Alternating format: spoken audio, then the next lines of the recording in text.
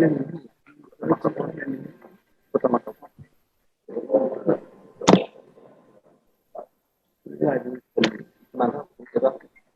عليكم ورحمة الله وبركاته. Peace be upon you all. I would like to welcome you all in our symposium for this week, which shall be one of our periodical activities. I would like to welcome our colleagues here in SIGA, as well as those who join us via Zoom from Doha, Khartoum, Saudi Arabia, and across the world. I would like to welcome the attendants attending with us via the internet. In this conference, which is actually a series of symposia over 6 months, we're going to examine the experiences of Islamic movements in politics and governance, which is the title of today's symposium, giving a critical evaluation and lessons learned from those experiences. In our first symposium, we're going to start with Sudan. As you know, Sudan has a profound, extensive and long-living experience for more than 3 decades. The Center of Islam and Global Affairs as a center that was established 4 years ago in Salahuddin Zaim University in Istanbul, Turkey. One of the most important things we are concerned with are Islamic affairs and the affairs of the the Muslim Ummah. We organized more than 46 monthly symposia concerned with the Islamic world, the relation between the Islamic world and the international affairs and international developments in general. And we also reviewed like 40 books in 26 sessions, as well as many conferences, which we held on an annual basis sometimes. And this symposium comes in this context. Our first conference was in 2017, and it was about the concept of the Muslim Ummah in history and in the heritage and the issues concerned with this. Our second conference was about the issues that face the Muslim Ummah, such as nationalism, sectarianism, militarism, and the role of Sharia in society. And we have a symposium upon which we built a whole conference about military civil relations, and we issued this book entitled Moving Towards a Democracy, Civilian Military Relations in Islamic Countries. In 2020, our conference was concerned with governance and politics in Muslim societies. And the fifth conference was entitled The Experiences of Islamic movements. This is what we plan to make next October, after having studied like 25 experiences. Some of those experiences did not only exist in political terms, but also they held power. So we are going to examine Sudan, Egypt, Tunisia, Iran, and elsewhere, and then we're going to talk about multiple experiences at a time. For the time being, today we're going to have 2 symposia, and tomorrow we're going to have a further 2. In those conferences, we always have partners. One of the most important partners in the previous 4 conferences and this series of symposia was the College of Islamic studies in the Mohammed bin Khalifa University in Qatar. And in our last conference, we also had the University of Edinburgh, the Egyptian Institute, and George Washington College, and Al Jazeera Studies Center in our other conference concerned with civilian military relations. In today's conference, in addition to having Mohammed bin Khalifa University a partner in all of those symposia, in today's symposium about Sudan, we have the Center of Studies and Publication in Khartoum, and they have assisted us in making contact with many of our speakers and attendees, as well as the African Institute, who is a further partner. On behalf of Mohammed bin Khalifa University, Mr. Ibrahim Zain, Dr. Ibrahim Zain, is going to speak, and he is well known for many studies and publications which he edited or authored, and he's an academician who is a renowned academic, speaking to us today from Doha. And then we move to our other partner in the Mr. Khalid. I give the floor now to Mr. Ibrahim Zain. Please go ahead. Hello.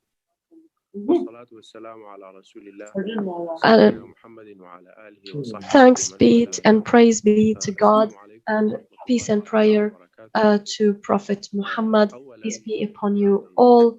First of all, I am very happy to join you this morning, and I thank Dr. Sami Al-Arian for his kind words and his kind introduction. And I would like to say, to begin with, on behalf of the Dean of the Faculty of Islamic Studies in our university, Dr. Ahmed Shaheen, who was supposed to be with us, had it not been for this long journey which he has taken between yesterday and today from Los Angeles to Doha. He wanted to be with us, but it's very hard for him to join us after this long journey. I'm glad, first of all, to introduce our Faculty of Islamic Studies, which is a higher education and higher studies faculty for master's and PhD programs, and those programs are special in terms of and unique, and we may not find any similar programs under Islamic studies programs in other Islamic countries, such as the applied ethics, and in my experience, this is one of the first programs to study Islamic applied ethics. And we also have a program about Islam and globalization, as well as Islamic finance and economics, in addition to Islamic architecture and contemporary Islamic studies. Those programs are overlap and intertwine, and they are mostly concerned with contemporary affairs of the Islamic world and connect between heritage and the current affairs, and they are concerned with the applied aspects of science rather than just studying Islamology, to use the Orientalist term, but we focus on contemporary Islamic affairs. We are very happy to establish this relation with Sabah ad-Din Zaim University, particularly with Dr. Sami Al-Arian. I believe this partnership has lasted since 2017, and it has been very fruitful and yielding many outcomes that are very important for the future of the Islamic world, particularly such as studies concerned with the relation and the role of Islamic movements in politics and governance. تحت مظلة تجارب الحركات الإسلامية في العالم. As we start this symposium today under this banner, the experience in Sudan may be one of the most prominent among those, not only because it lasted for 3 decades, but it's the only experience in contemporary Sunni Muslim world which succeeded at some level and at the level of getting to power, although we're not convinced that reaching to power has to be through military coups, but they managed to reach to power and take control of the state, and to establish some democratic institutions which later were clouded with many problems, but they reflect at one level or another the spirit of Sunni Islamic rule, and undoubtedly there were many problems due to which this experience was overthrown, but there are many lessons to be learned so that those mistakes are not repeated. Once again, thank you so much for our attendees in Khartoum and Istanbul and elsewhere around the world who are following and attending this important symposium, which involves many important academics and renowned experienced people in political affairs. Thank you so much. Thank you so much, Dr. Ibrahim. You're going to be also a speaker and commentator in our second session as well. Dr. Ibrahim is a graduate of the United States, and he was also a professor in Malaysia, and he was the dean of the Islamic Studies faculty in university. Now we move to Mr. Khalid El-Fil, the head of تأسيس Center in Khartoum for Studies and Publications. Thank you so much, Professor Sami. Thank you so much, Siga in Sabah ad-Din Zaim University, and thank you for the Islamic Affairs faculty in Hamad bin Khalifa University. I will give a small overview of the center as a researcher in this center. تأسيس Center is a non-profit think tank founded in Sudan at the beginning of 2018, and it is concerned with research and training. And the topics we are concerned with is Sharia studies, as well as the overlap between secular and Sharia, or social sciences and Sharia sciences, as well as economics, politics, from an Islamic point of view.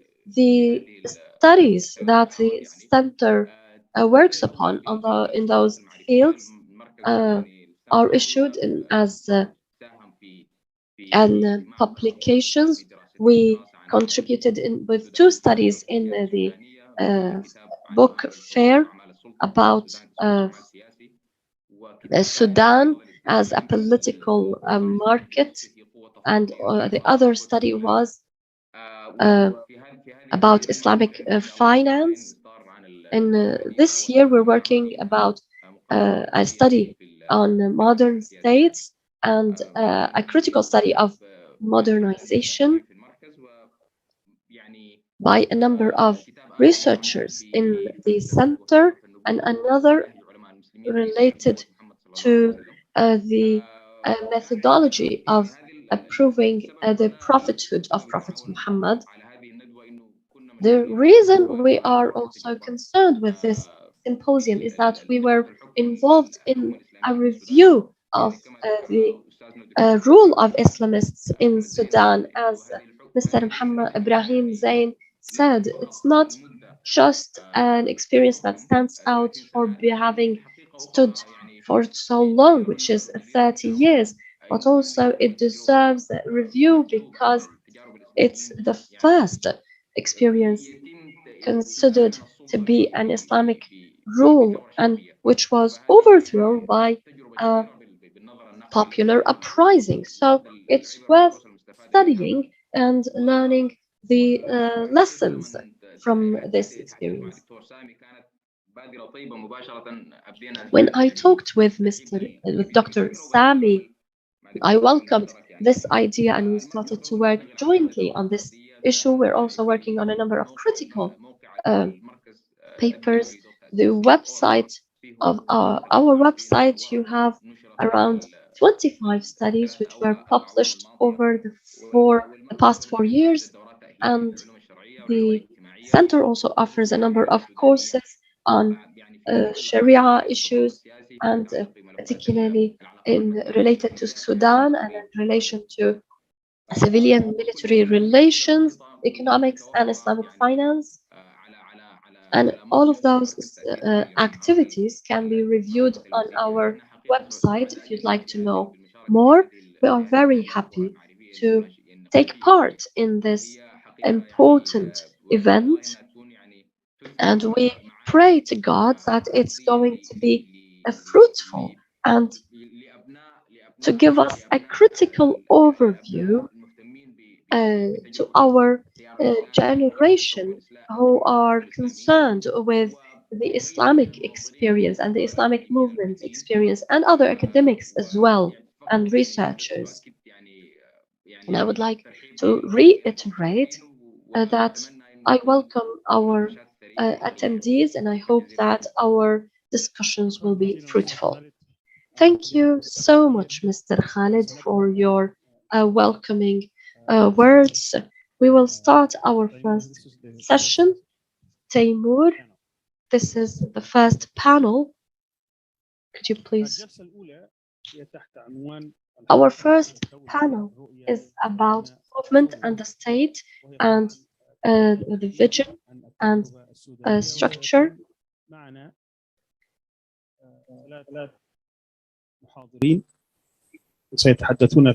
We're going to have three speakers. The first is going Mr. Dr. Hassan Ali Ahmed. Elhag Ali. He was a political science professor in Khartoum University. He received his PhD in 1992 from North Texas University, and he was also the dean of the social and economic studies in Khartoum University. He was also he worked as a visiting professor in Hankook University in South Korea. He also issued a number of publications and studies, including on identity and political affiliation of Sudanese youth, and another about the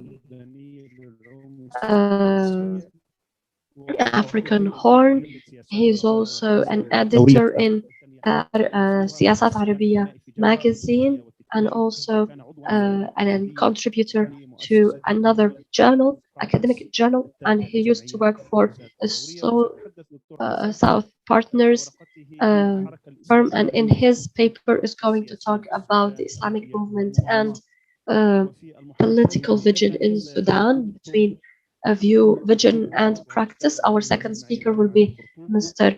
Mahjoub Haroon, professor in Khartoum University. He received his PhD from London School of Economics in 1994, and also another degree from Al-Khartoum University. He was a professor of peace studies in Al-Khartoum University. He was also a founder and editor of Discourse, which is a biannual publication in Arabic and English concerned with public policy, Islam, and peace. And he also contributed public affairs, journalism, وكتب على and نطاق واسع باللغة academia, and he wrote much in Arabic and English. Mr. Haroon or Dr. Haroon is going to answer to the question about the legitimacy of establishing the role of the vector in Sudan. Our third speaker will be Suhair Ahmed Salah, who received her PhD from Westminster University, and she is the president of the Science and Political Science faculty or center, and she also has many studies about Islamism, Islam, politics, and feminism. And she was also a former minister, and she's going to speak in about Hassan al-Turabi, a leader and historical experience.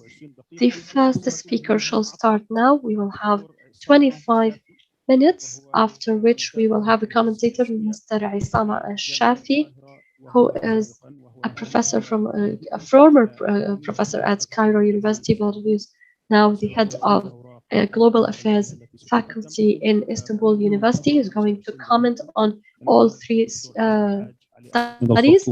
We start with Mr. Hassan Haj Ali from Khartoum.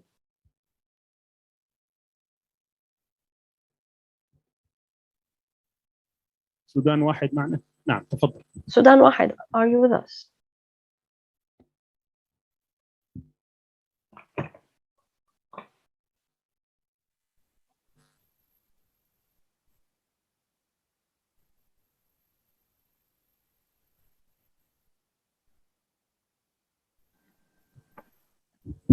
بسم الله الرحمن الرحيم الحمد لله رب العالمين والصلاة والسلام على In the name of God, and all the prayers and blessings be upon His Messenger. And I would like to thank all the institutions that participated in organizing this important conference. Without getting into the details, I would like to thank you all. The topic of my paper today is the Islamist movements and authority in Sudan, practice and theory. As you know, it is a very wide topic. Therefore, I'm going to do an overview about the experience in theory, and I will speak about some general features of the practice without getting into too much detail, because that requires a lot of time. يعني في الورقة In هنالك the paper, يعني استعراض لأيضا التجربة I التنظيمية conduct an overview about the organizational experience of the Islamist movement. This is deeply connected with the state, because it is related to the political organization that we are going to, or which came actually, for which the Islamist movement consider that this is the gradual expansion with the dropping of membership, because these movements were aware that one day they will come to authority, and to get to authority they need to have a supportive grassroots that support the political authority and their practices. But so they were organizational structure, and this structure allowed to use different tools and mechanisms taken into keeping the goals. So these mechanisms were appropriate with the phase they were working in. So this is the first part, which is related to the organizational structure, and there are details under this title that you can find in the paper. The second point كيف كانت تنظر الحركة In this الإسلامية point, I speak about how these Islamist movements looked at the political منذ نشأتها الأولى system since its يعني لذلك beginning. أبدأ بجبهة الدستور الإسلامي And here التي I will كانت في speak منتصف about الخمسينات the Constitution وهنا Islamist movement بدأت that was الحركة established in the لديها 50s, رؤى and it عامة was in the ما فيها 1950s. تفصيل And it has يعني just نظام يحكم general views هي without details. المصوغة So if we go التي back to the أصدرتها جبهة document that الدستور was الإسلامي في issued ذلك الوقت by في the 19 Islamist أكتوبر constitution بنجد فيه at the time ثلاث عناصر فقط about governance, we can في see ذلك only الوقت three principles in that paper at the ويعني time, فيها يعني or الالتزام three elements, including, for example, the commitment to Islam and main ضوء على highlights. كثيرا عندما This جاءت was repeated الجبهة several times الإسلامية when the Islamic Front للدولة came الإسلامية to القومية في منتصف الثمانينات in mid توجه أكثر 1980s من التوصيل العام came للمواطن to في power, تلك الفترة والتي فترة جبهة الميثاق and الإسلامي we can get في into منتصف more details later. الستينات ولذا بنجد مثلا Therefore, في دستور الجبهة الإسلامية we find القومية in the constitution of the مسؤوليتها the National Islamic Front at that time that they are looking for وكفاية الناس implementing والحث على the الشورى Islamic والمساواة system وعدم that is التفوق based في on تطبيق shura الشريعة or العامة واحتياج consultation and المدنيين serving the للحق people الحق and allowing people والعقل to select their والقيادة والتنفيذ والمنطق representatives والخطاب of the والمحاسبة people والأمر who are والمعروف capable والنهي of عن making الدولة ثم decisions, بالتربية the وفعالية الإخلاص وبالتالي نجد sponsoring of تفصيلاتها virtue هي and وسائل الحكم combating التالية التي vice. قامت And بإصدارها these were points that were mentioned الجبهة in other لأنها documents that were issued طرحت by the or قضايا published by the التحديات front. So they التي talked تمثل about some topics and some قضايا challenges that يستوجب الانتباه represent والنظر إليها مثل issues that need to الوطن be الجمهوري considered, like the issue of the ومشروعية South النظام الفيدرالي and كيف the federal تؤثر هذه governance, and القضايا how there can be وبالتالي an طرحت عدد administration that takes into من القضايا consideration في تلك الفترة the ethnic بحاول diversity. أن So يجيب there were different على documents that الأسئلة were الرئيسية issued trying to answer these الآن main ننتقل questions. مباشرة Now we move للرؤية الفكرية immediately to للنظام السياسي بعد قيام الإنغاز the view of the political system after يعني هذه الرؤية the salvation في government took وسائل place. الخطابات And we can see that in the documents, التي in the قدمت تقريراتها letters, في مواطن وفي مواقع on the مختلفة statements يعني that were مثلا issued by the leaders in different levels and on different عندما positions. خاطب For example, when الفريق عمر the البشير General Omar al-Bashir الجلسة الافتتاحية addressed للحوار الوطني حول النظام the السياسي opening session of the national session مباشرة of بعد national dialogue استلام السلطة after he took power. وجه الفريق البشير الذي كان رئيسا لمجلس Omar al-Bashir الائتلاف was الوطني the ومجلس head الوزراء of the قدم انتقادا لاذعا cabinet and للمنهج the national والليبرالية council, and الحزبية he التي in كانت his تمارسها السودان speech منذ he استقلال في criticized 2006 heavily the وثورة liberal 50 practice that was in the ورأى country ذلك since the أنه هذا 50s, خطأ and جذري he saw في that النظام this السياسي was في السودان a key والذي problem سيصل in politics للمستقبل in Sudan, and على this was إرهاق the legacy of the نظمه occupation or السياسية the وهذا uh, أيضا يعكس عقلية المستعمر لأنه يريد and this أن يجعل represents السودان the mentality of the يحذو occupiers حتى في النظم السياسية حذو and the imperial ولذا forces, including imposing their حدد political systems. الفريق البشير في Therefore, ذلك الخطاب الافتتاحي General al-Bashir, in that الأسس التي opening يبنى عليها speech, سيقوم عليها he identified النظام the السياسي basis الجديد upon which the وهي new political system will الحرية be built on, which واعتبرها أصلا are راسخا وقيما freedom, and للنظام he الديمقراطي considered الجديد freedom that is the ووجودها key pillar of the الشورى new system, then التي تستدعي unity المشاركة and العامة في shura, الأمر which السياسي allows the والعدالة public to وشرط participate in the political الكفاءة opinion, لولي and المناصب as well as وقيادة المهام justice and التي equality in the وعرض political أيضا positions. إلى He نظام also المسابقات touched الذي upon سيفيد the الحزبي الذي كان the system that will replace the partisan system. And he said that the new system will be a useful tool and an effective tool to communicate with the people and to discuss the national issues that are of concern for the Sudanese people. This matter, after 2 months of deliberations, led to uh, establishing the national document of the political system and adopting the federal system for governing the country. This political system was clearly present in the overall strategy that was from 1992 to 2002. So in that strategy, it also clarified the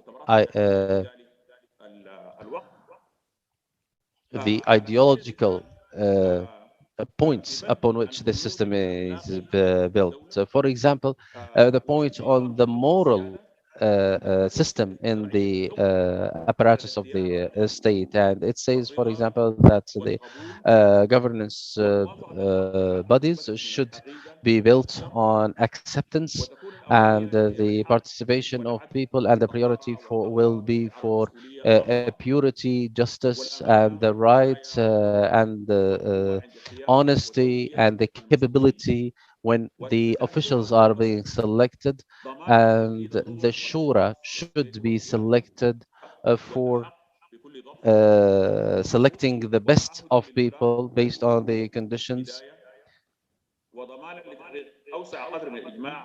taken into or trying to build this upon the acceptance of people. So from these pillars, we can see that these pillars were very good to establish a system that can fulfill the features of acceptance, legitimacy, and communication with the people. The strategy also talked about the roles of security apparatuses as well, and we can talk about that later. But I will also mention what was stated in the strategic plan about this part, because later there were criticism about the practices of the security apparatuses or security services. It says that the security service should be the guardian of the security of the country, respect and uphold the dignity of people, maintain their safety and security, and should also uphold the good morals, justice, and fairness in its actions. The most important points of its work is the community that is based or the community that they work in, and this was please, those who are opening the microphone, if you can close it, because it is causing a lot of disturbance. In terms of its relation with the government, it says that neither the community or the service should be over the interest of the other, and not to make or abuse the power that they have. And this was also part, or in addition to that, there was a document of the absent community. It was in the 1991, and it included a number of factors or elements, like, for example, deepening the national unity, pushing forward the peace process, boosting the morals of the society. Then in 1997, the next year, so that one was in 1996, there was in Ramadan, there was a number of documents that established that were the basis of the political system at the time, and then a number of conferences were held as well, within this project, like, for example, the National Unity Dialogue or the National Dialogue on the issue of system, then the Economic Salvation Project, the Education Conference, and a number of sectoral conferences. This was integrated with the one political system because this country has a diverse ethnic background, and it requires a political vision that reflects the unity of the political system. So this system that allows individualism and discussion within the system.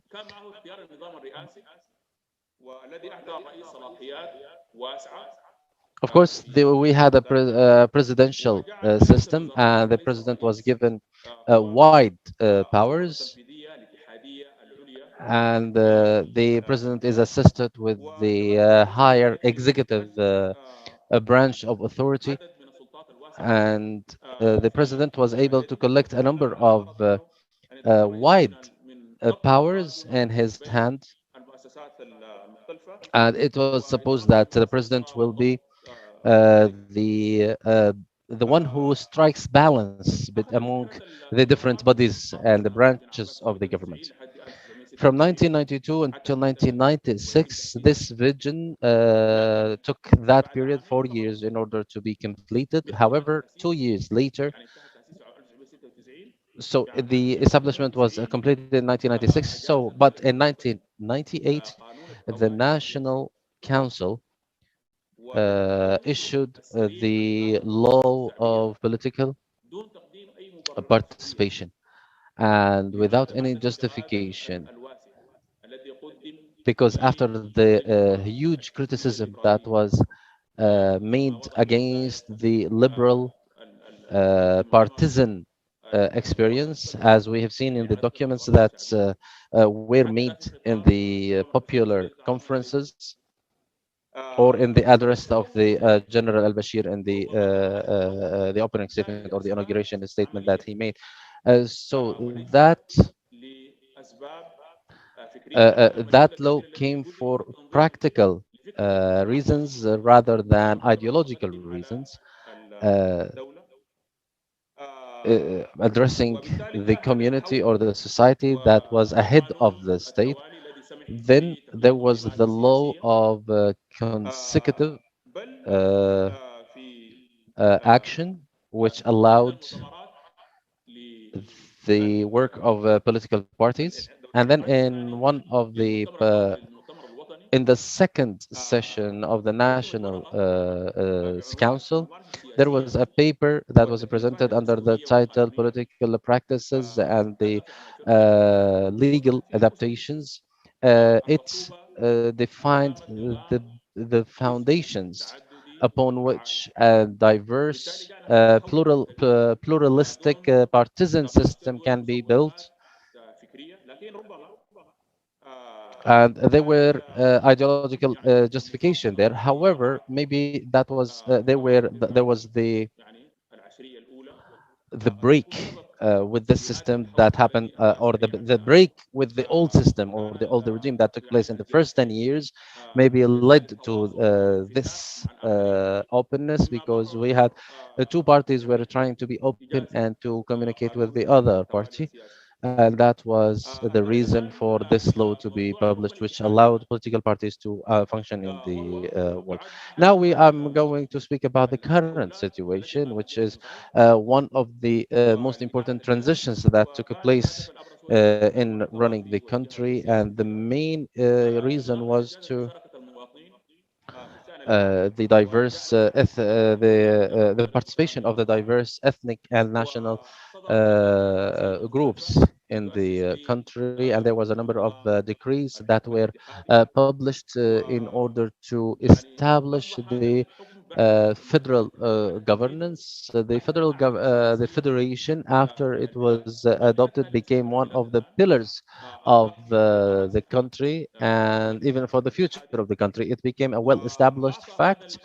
And this federation gave some peculiarities for the southern states in the by establishing the Council of Coordinating the Southern States. So the federation was one of the main achievements that were made by the political regime. Now, for the sake of time, I'm going to move to the practice and the politics in the country, and I'm going to show some of the approaches and some of the points that were clear in the past 30 years. First, it was very clear that the relationship between the party and the government. In the first years, there were two leaderships, an organizational leadership and a government leadership. This led to the fact that there were differences about powers. Then it led to the well-known break between these two leaderships. Without getting into the details, maybe in a later paper we can talk about the details of this matter. However, the National Congress, after this break, worked on unify the leadership, and this leadership included the party, the movement, and the government. The movement itself was established in this under this condition because it had a role to reactivate the Islamic movement. In the period of from 1995 to 1998, it was a very important junction in the history of the movement for key main three reasons, in my opinion. Because in this period, the bodies of government were established, and in my opinion, also one of the reasons that led to this break or cut between these two leaders, that the governance became more institutionalized, and this institutional governance, there will be powers, authorities, and the ability to share the different resources, which led to this internal competition. The second factor was that the establishment of the Democratic National Coalition, which so and which used the military action to topple the Salvation government.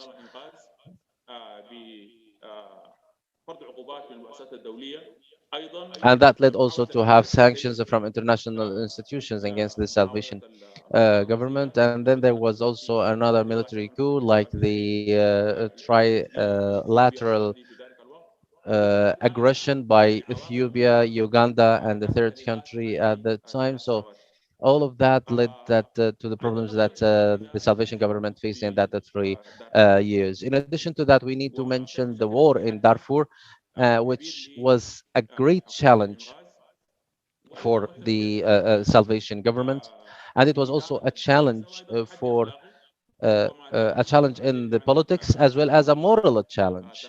And later in the deliberations, we can discuss that in more detail.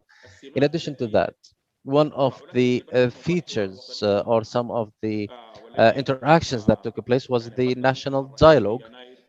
And the president in January 2014, after the unity speech, he talked about that, and he asked the different political parties to get involved in a national dialogue to solve or to to give answers to all of the questions of all the national questions, and including the armed movements. And I believe the outputs of this dialogue were non-controversial. If you read them, you can see that everybody agrees on them. And the opposition was only maybe about the way these outputs were made, and not about the outputs themselves. And this, what paid or what was wrong about these outputs was the inability to implement them, and the inability to have a transitional government was an obstacle. And there was also some difference about the implementation of those outputs. about the allocations from the government. Some were talking about 20%, some were talking about 50 or even more than that. In addition to that, the hegemony of the executive branch was one of the problems, especially in its relation with the legislative authority. So the judiciary had a lot of independence that was very clear in some issues, but the problem was in the hegemony of the executive branch over the legislative branch of government, especially in the use of the parliamentary committee in the National Council to be used as the tool for the membership in the National Council. For example, the majority of the National Congress were for lifting uh, the aid or the subsidies, but it continued, and this committee uh, showed that it can impose its opinion despite the opinion of the National Council, or that they can select the people who will be there. Or, for example, having a no confidence vote against some of the members of the council. Another feature, or some of the features of that period, was the growth of the political ethnicity. So after the Al-Numairi reign, there was an issuance of the law of the administration of the local administration, and then there were some tribal problems, and some even urban areas were affected by that.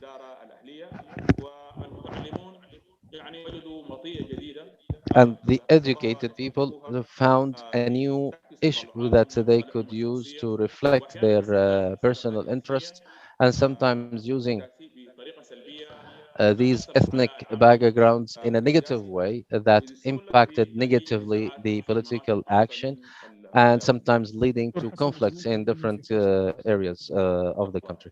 Mr. Hassan, you have only 5 minutes, so please start to conclude. So, in terms of the dynamics of the political competition, and what I mean about the dynamics of the political competition is that in some countries, politics is characterized with a highly polar or bipolar system, and there are so many, or it's highly polarized in those areas, and it leads to drastic changes, and we can see in Sudan, for example, in the recent years, the head of the security service was arrested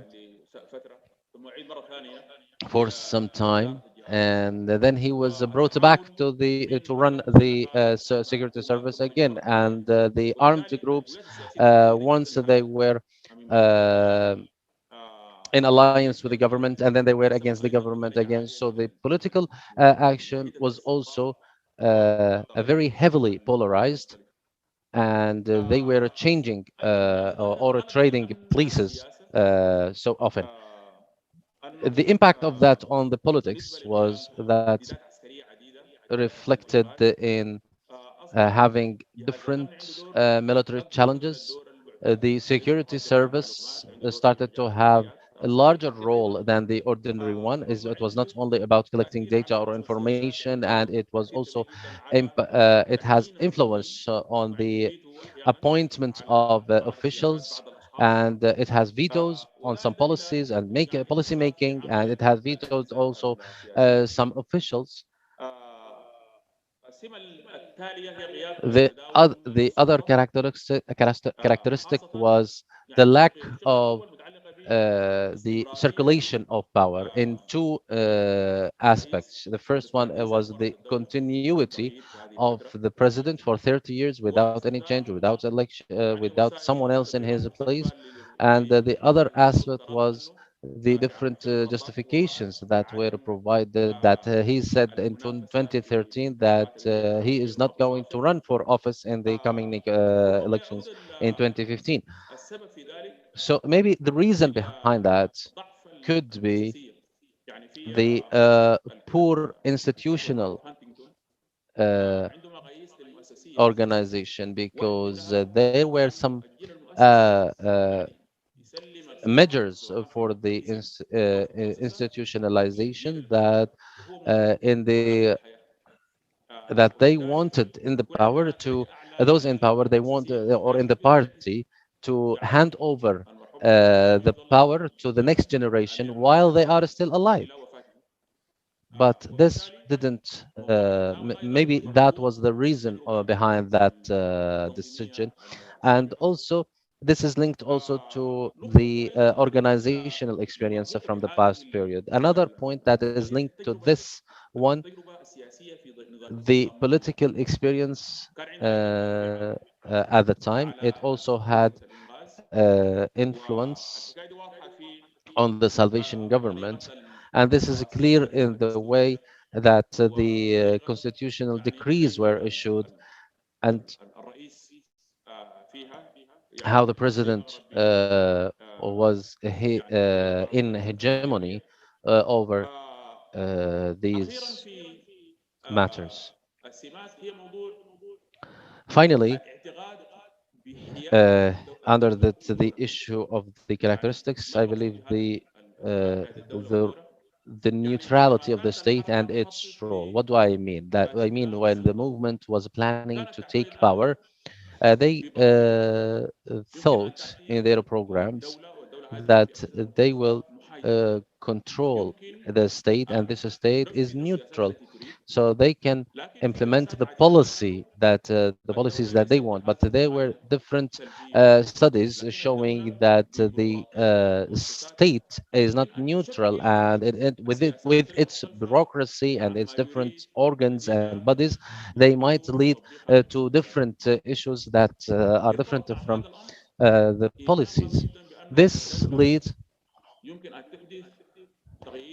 So this led that the country wants to have uh, to make changes from up down.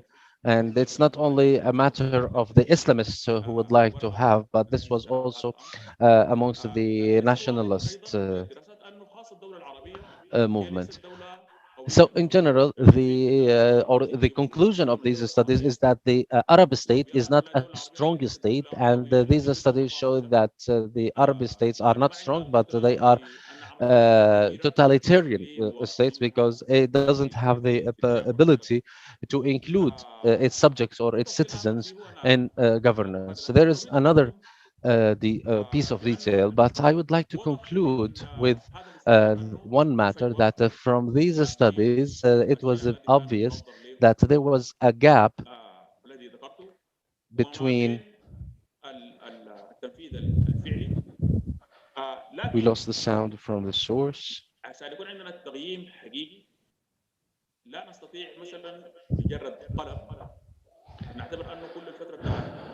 Or there, we can consider, for example, that that the past 30 years, uh, it was one period and then we have another period. So but in order to understand that we have a scope, and this scope is not one. So we have different phases, we have different aspects even within the same political system. We have factors for the power sharing, for the level and for other issues, and we can have a scale within under each of these titles from 1 to 100, for example, in order to measure these aspects. And when we do that, we can make an assessment that is fair, I believe, and we can use the factors that we use or the indicators that we use in these factors, and by reviewing what we have in the documents and in all the issues that we had before. Thank you very much. That's all from me. Thank you very much. Thank you, Dr. Hassan. In his paper, he talked about the In his speech, organization, Mr. Hassan talked about structure, governance and the establishment of the federal governance system and the most important achievements during this period. And he talked about political practice. And he mentioned that the relation between the army and the government was an important element in the political affairs of Sudan, particularly with the rising tension, which after a decade reached a point where they separated, and after which there was a unification between the movement and the government. And he talked about the policies of the Salvation Government over 3 decades, and he said that there was one of the pitfalls was the establishment of an institutionalized system, but also there was a venue for opposition, which led to the emergence of armed opposition, in addition, of course, to external pressures and sanctions, as well as the military challenges such as the war in Darfur. And he then talked about the national dialogue in which the executive branch had the upper say over the legislative branch, and he talked about the stage where there was much polarization, where political rivalry took over, and it caused a destabilization in the political process and the political affairs, causing some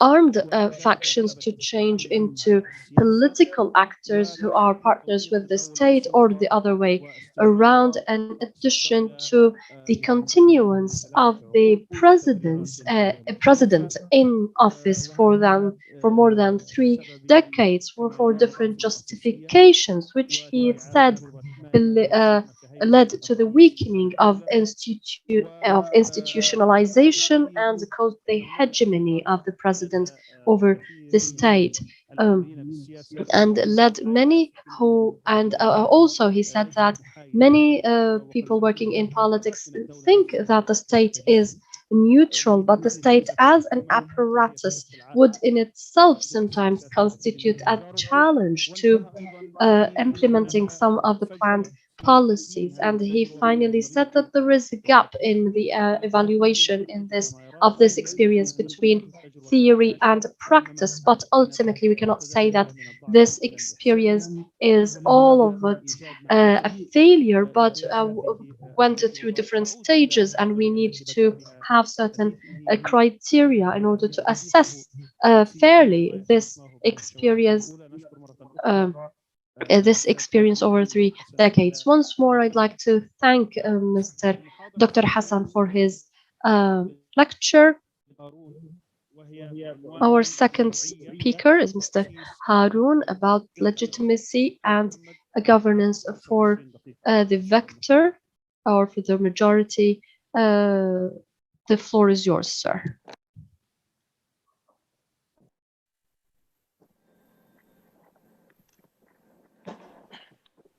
In the name of God, the merciful, the compassionate, peace and blessing be upon Prophet Muhammad and his companions and followers to the day of reckoning. I thank our friends in Siga, in Sabah ad-Din Zaim University, and our partners in Ahmed University in Doha, as well as Studies Center. مواقع مختلفة والمتابعين كذلك أونلاين، ونعبر عن ارتياحي وسعادتي بفتح هذا الملف الكبير، ملف تجارب حركات الإسلاميين في الحكم. وأعتقد أنه يعني الوقت يبدو مناسبا لبحث هذا الموضوع خاصة يعني على ضوء اعتبارات موضوعية، منها أن عددا من التجارب في الحكم باسم جماعات الإسلاميين قد توفر، وأن بعض من هذه التجارب قد أكمل دورة يعني من الحكم. من هذه التجارب تجربة حكم الإسلاميين في السودان، والتي أضحت كما هو معلوم الآن ميراثا بما يمكن الباحثين والمقيمين أن يديروا تداولا حول هذه التجارب من باب النجاح والفشل كذلك. وأنا معني في هذه المشاركة بأن In this contribution, I am concerned with discussing some of the ideas I have about legitimacy in relation to reaching to power using force.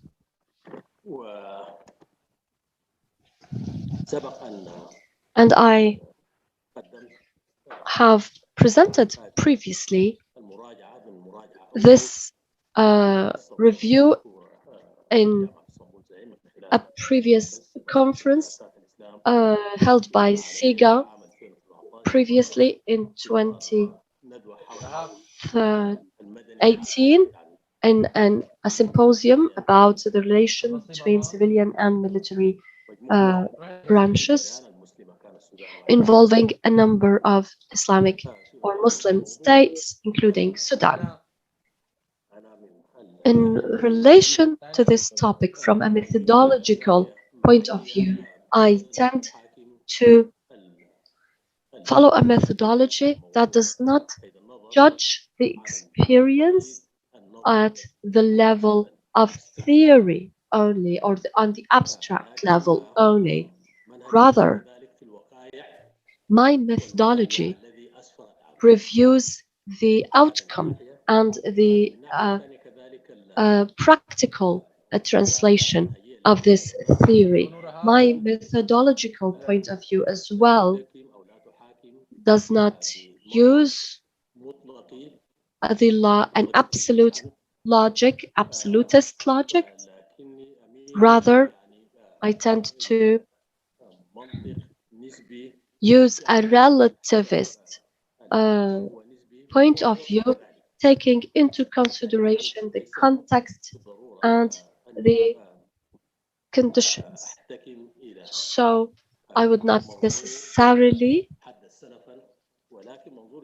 talk from a preconception, but based also on facts on the grounds, on the ultimate outcome upon which we are upon which we are going to assess the legitimacy of this. The issue of legitimacy does not necessarily need a definition, but we need to agree on a common understanding of this term. In this, some people talk in Arabic. There are two words for legitimacy, but I don't really find genuine differences between the two terms.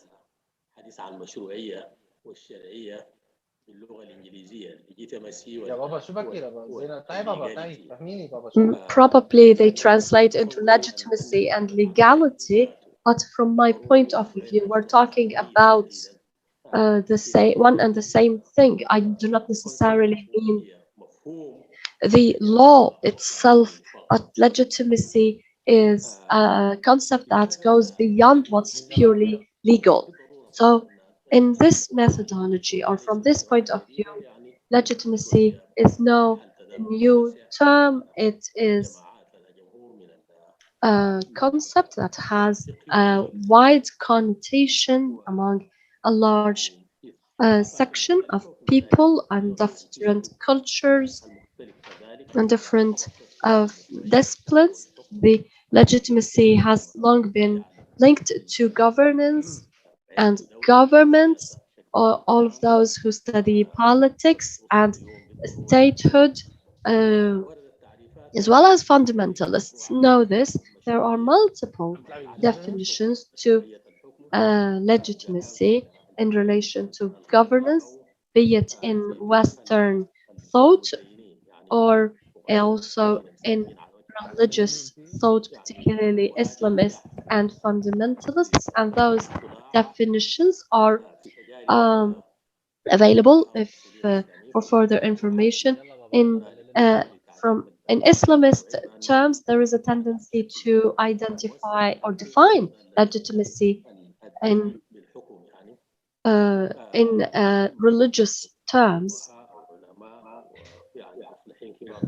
Many reformists, such as al-Kawakibi, link legitimacy to the establishment of justice and fairness. In Western thought, there are a widespread or different definitions for legitimacy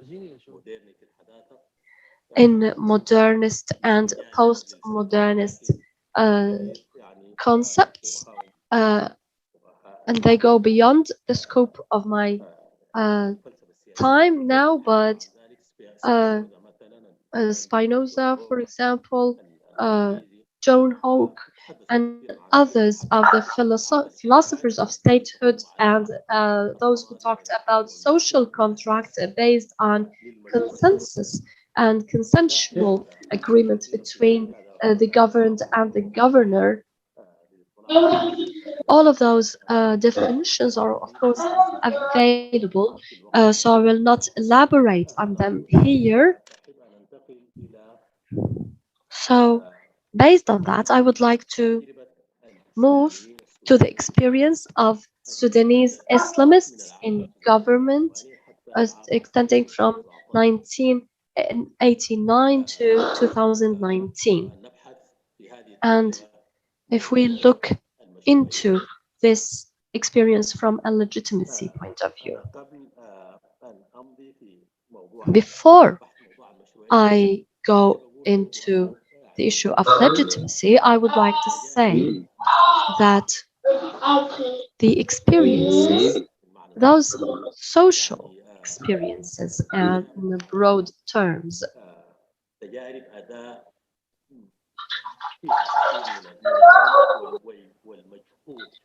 those experiences that were really profound and involved a lot of effort. So to have a simplistic or quick overview would be unfair, would not be accurate. So to speak about legitimacy in the experience of Islamists along the lines I've just explained,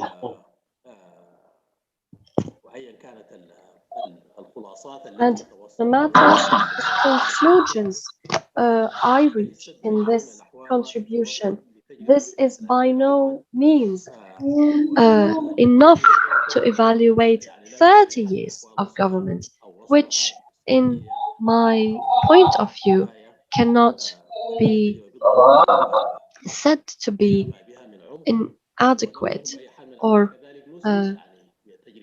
and it has its profundity, its efforts, its endeavors, but like any other human social experiences, it remains open to certain aspects of fallbacks, or backfalls, sorry, and pitfalls.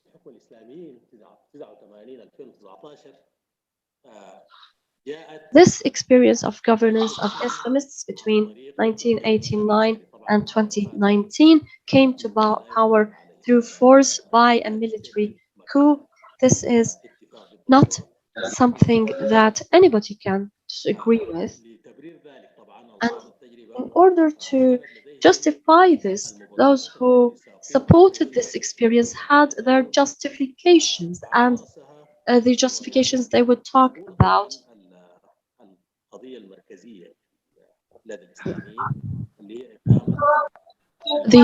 one of those justifications is the central question for Islamists, which is the establishment of an Islamic rule,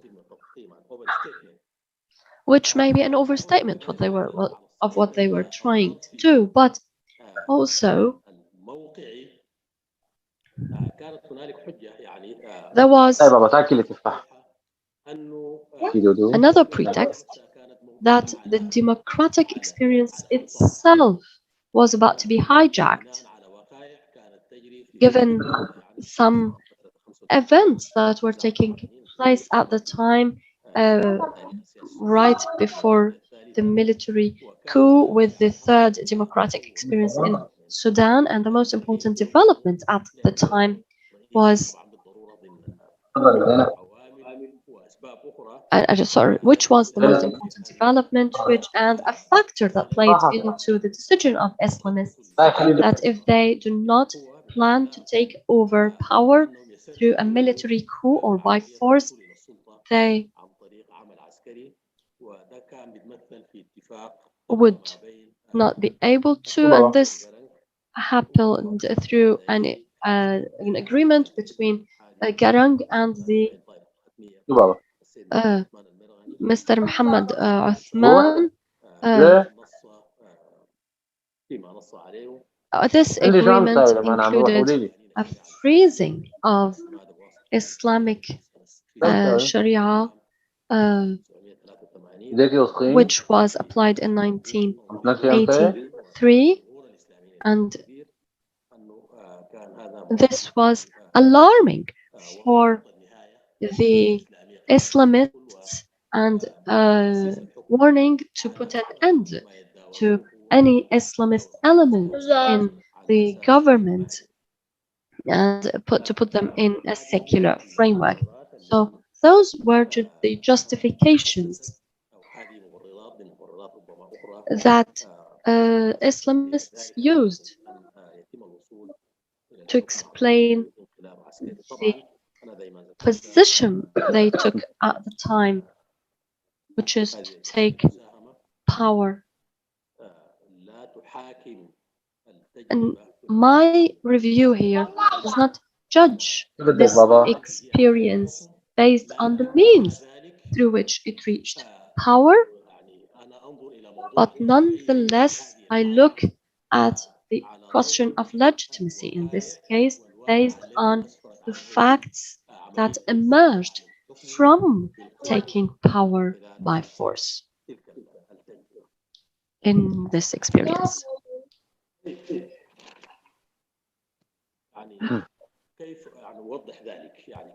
Let me explain this. How do I judge this experience not only by the means, but by what emerged from this experience? I look at governance and its most important means, which is the state as a structure, or as an entity, or as an agency. Of course, the state is making up people. It's not a natural entity. It is a social construct established by the people in the concerned public space.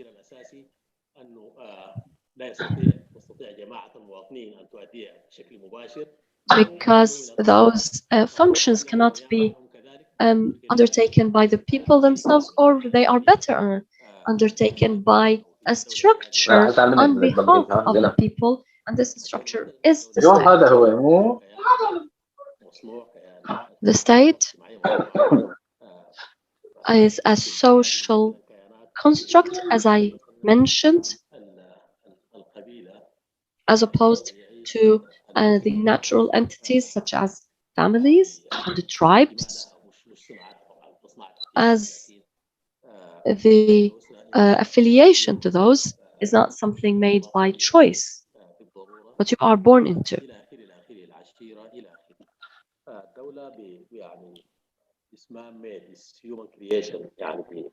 بالاساس وبالتالي هي مصنوعه لانها تؤدي وظائف بعينها يعني ويمكن الاستغناء عنها برضه. So the state is man created, human made. قدر جماعه الناس بالتجربه بتاعتها والتراكم والدروس المستفاده انها تلجا in this contribution من خلالها على صوره وهيئه وبنيه الدوله المتعارف عليها ماضيا وراهن. طيب انا ازعم انه المجيء الى الحكم بالقوه مهما توفرت له من مبررات الا انه the taking power by force, no matter the justification, has its consequences, and such consequences in general are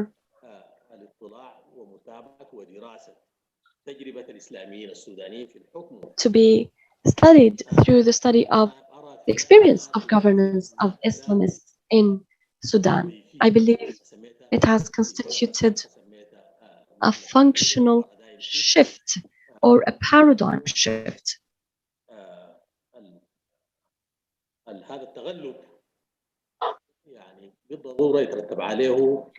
Because this overtake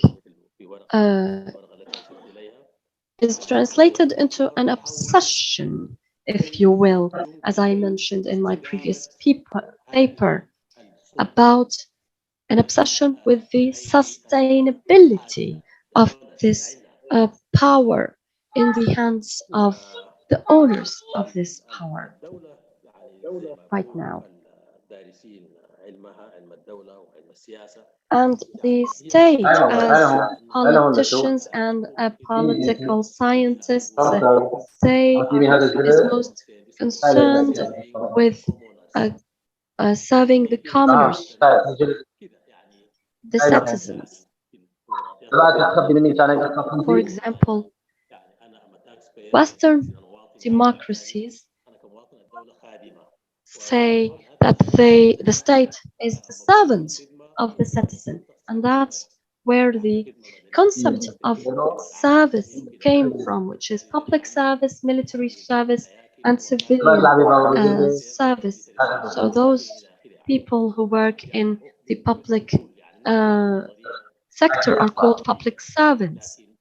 So this is not just based on Western experience, but it is reflected in practice and in the very definition of the state, because the state is mainly concerned with serving the people and the citizens.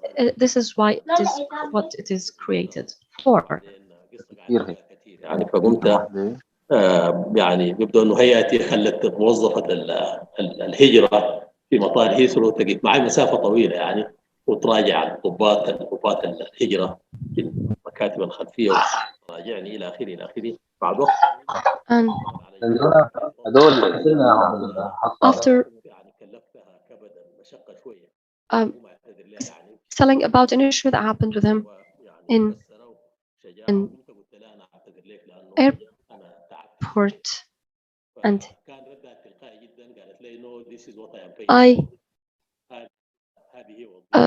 when I caused some trouble to one employee at the airport, and I said, "I'm sorry for the trouble I caused you," and she said, "This is what I'm paid for." So this is the way they conceptualize this. تجد الدولة فيها الحكم واقصد بالدولة هنا الحكم منشغلة بدرجة كبيرة وليس حصريا بالضرورة بعملية استبقاء أصحاب المشروع في كرسي الحكم. So the serving people is the function of the state in this concept. إلى مجهود كبير في التفسير يعني لأنه You الطبيعي don't need much effort to explain this because this is في المنظور العام صاحب الحق في السلطة جاء عن طريق what you did as an Islamic movement. You overthrew a government that came by the ballot box, and you were part of it coming to power. So it's normal in this case that you have taken this responsibility. Part of your work, part of the resources should go to that function at a time when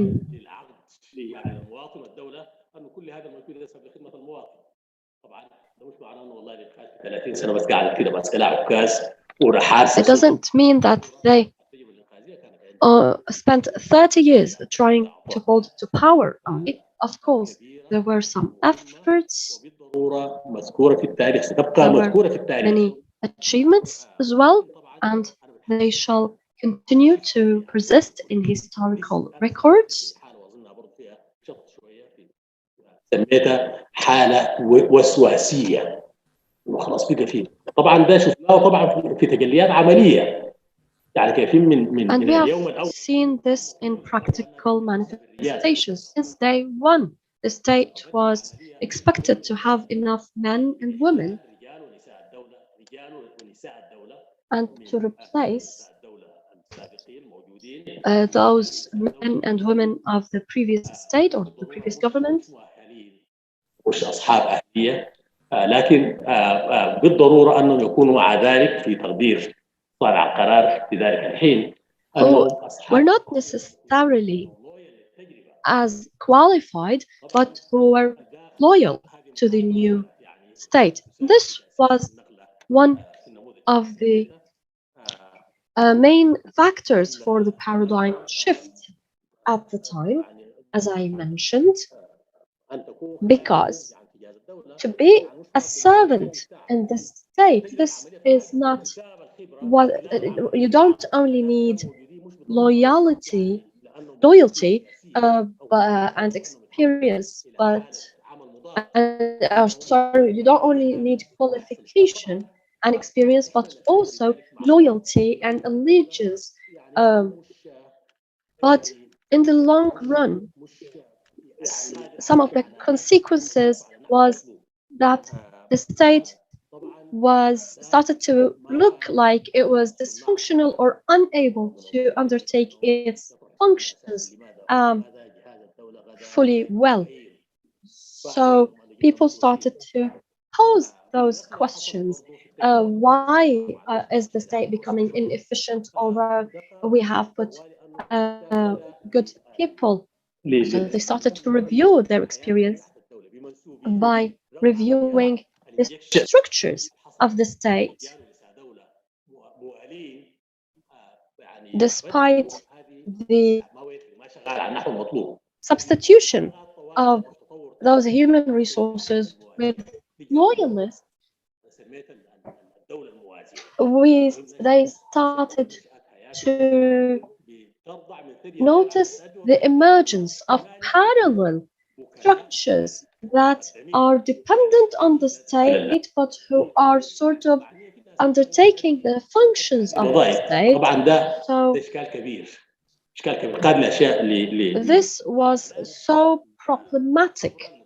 This was one of the main major problems which caused attrition to the resources of the state, as the state had dual functions through parallel structures to the state, and this caused the state to work on very limited resources for basic services such as day-to-day ministries and transactions, and this started to create a public opinion that was unsatisfied, and that caused this. They caused them to look at the state as unfair and internally conflicted, and hence and for other reasons as well, we started to have movements such as the ones in Darfur. That was partly because the resources were not properly managed to undertake the functions of the state in a good way. خمسة كويس. Dr. Mahjoub, you have 5 minutes. Can I give you 7 minutes? Okay, at any rate. The Salvation government started to في الوقت الواحد يعني historically تاريخيا have to deal with much agitation والدولة and المركزية. movements. So during this time, we had several civil conflicts or disputes and overlapping between those conflicts with the south and elsewhere. This also caused the state, with all of its problems,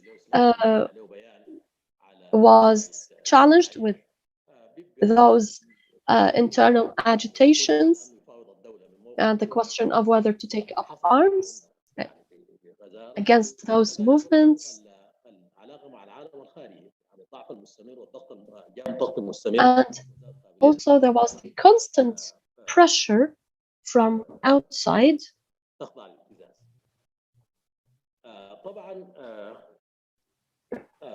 which was sort of practicing extortion.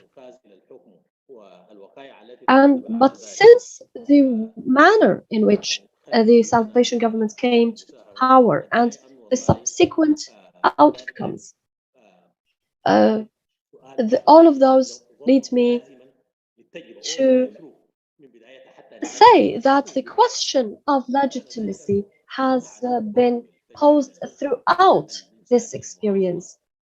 Of course, this applies to all modern or contemporary social human experiences.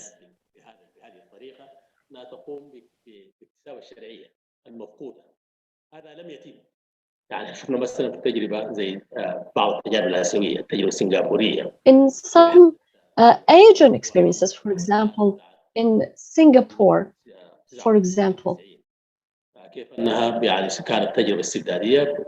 there was an attempt to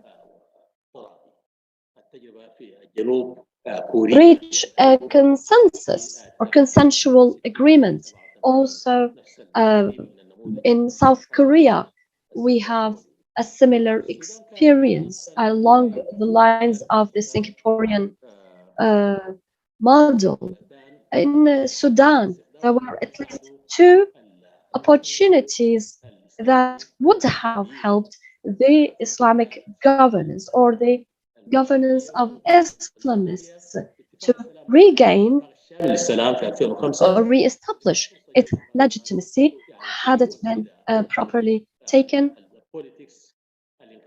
which is to reconsider the politics with the other and to reach a consensual agreement also during the time of the national dialogue, but they failed to seize those opportunities. And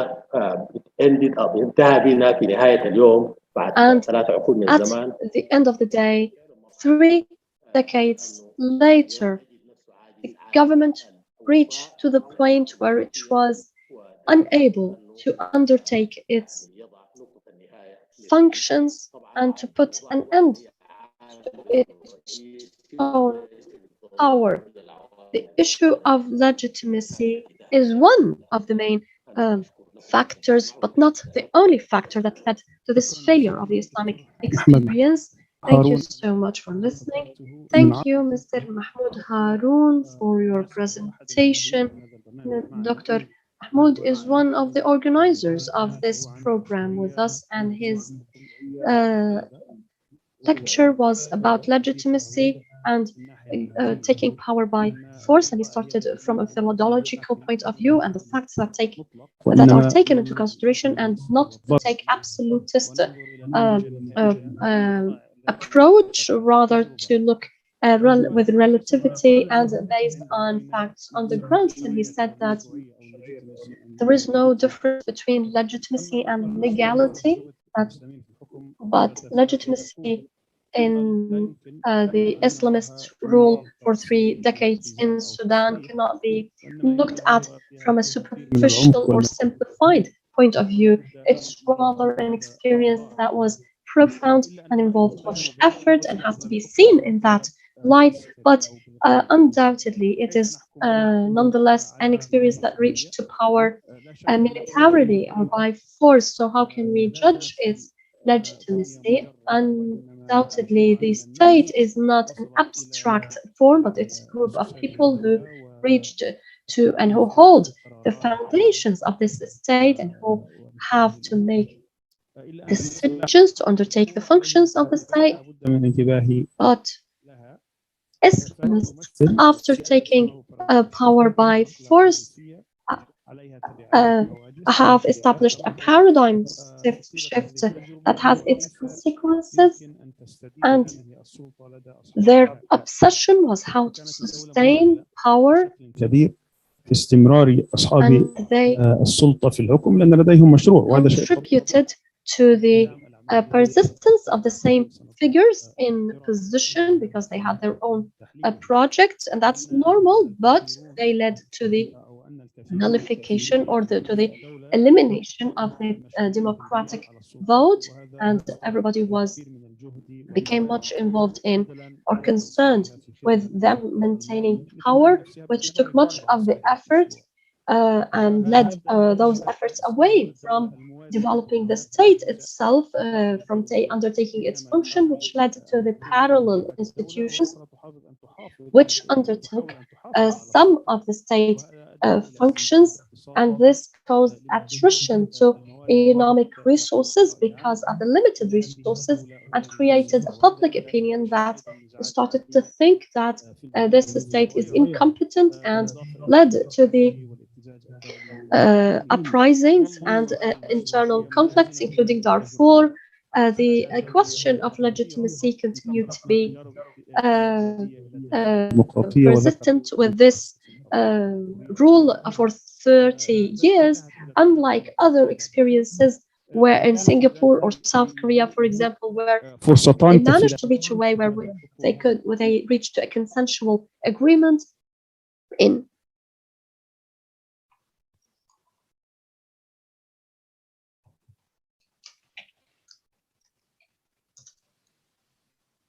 عفوا دكتور، توقف الصوت. دكتور سامي، توقف الصوت يا دكتور.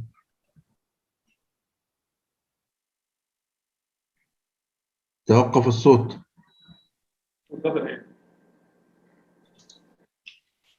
The speaker, Dr. Sami, has muted his microphone by mistake. It looks.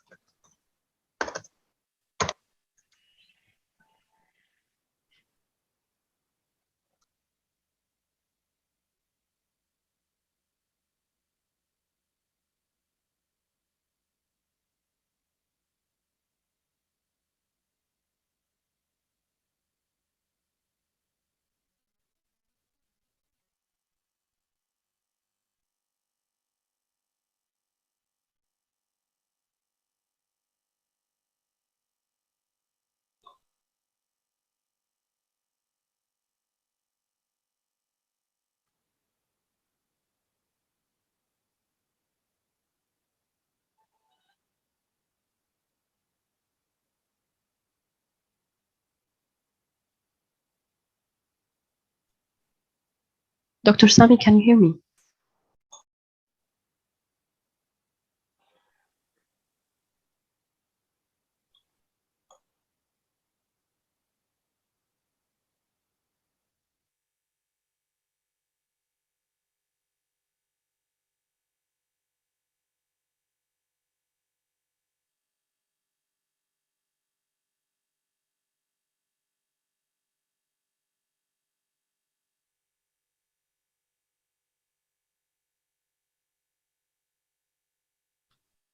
طيب يعني الآن ما سمعت أي شيء قلته أنا والآن I have to unmute myself here or what? No, you don't. Dr. Sami, we have lost the big screen. It says they didn't hear anything. Now they can hear when I muted myself. On the Yeah, because we have lost the big screen. Isn't this supposed to be working? Of course. It's not working. So, Now we can hear you. Okay, so I will repeat the wrap-up of the word of Dr. Muhammad Mahjoub, so we can have everybody on the same page. As I mentioned, Mr. Muhammad Ahmed Mahjoub Haroon was one of the organizers of this program, and he was talking about the legality or the legitimacy of the authority in Sudan, and from a methodological way that the experience couldn't be taken in absolute terms, but within the conditions and circumstances that it was implemented in. And in his opinion, there is no problem or no difference between legality and legitimacy of the experience, and we cannot talk about the political experience in governance in the past 3 decades in a simplified or decreased way or a one-dimensional way. We can also get over the major issue, which is coming to the of this experience through a military coup. So how can we discuss this experience? So the state is not an abstract experience. It has a lot of organs with the policies, and taking power by force will lead to circumstances, and this leads to an paradigm shift. Now he's muted again. عليها تبعات وهواجس ويتمحور حول كيفية. And then he spoke about the concerns and how the main concern was how the owners of this experience can look at it. The state was looking for keeping the people in their position, and that was natural because of the lack or the absence of the elections. And because there was a project in place, so this led to the consumption of a lot of resources, and this led to having a parallel state, which is maintaining the interests of individuals and those in power, and rather than the state. And this leads, and this means that this state is not fair, and leading to civil conflicts, as well as the international blackmailing and the international pressure on it. So this question of legality and legitimacy was reflected on other issues and in other experiences, for example, like Singapore or Korea. But Sudan, for example, at least had 2 similar opportunities to bring this experience of the Islamic state into legitimacy, one after the peace process in 2005 and one after the democratic change, but it failed because maybe the state institutions were unable to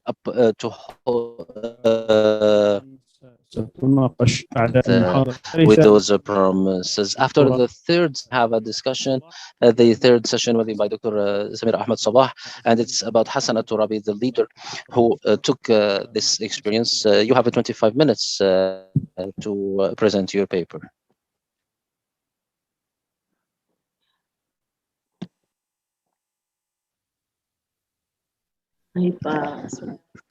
In the name of God, peace be upon the messenger of God, I would like to deliver my greetings in this morning and thank the organizers, and I hope that this will be the first step in the assessment of Islamic experiences and an attempt to provide something for humanity through these experiences, which tackle a lot of issues within this experience. My paper, I'm going just to highlight some parts of this paper that I consider basic in terms of the experience of the Islamic parties and its a great project. And I believe that any project that seeks power, it has a project that it implement, whether it is Islamic or non-Islamic, and all of those projects wanted to make these projects a fact on the ground, and the Islamic movement in Sudan is no exception. This project lasted for 3 decades. In 3 decades, it was trying to implement this project with different experiences with the Sudanese society, and I believe that the Islamic movement in Sudan is very similar to the Sudanese society in its components, in its experience of life, and even in the that were made for the issues. They were not isolated from the Sudanese society, because the different groups and different social backgrounds in the Sudanese society have the same. And this was the first Sunni Islamic movement that came into power in Sudan after the Shia power or the Shia experience in Iran.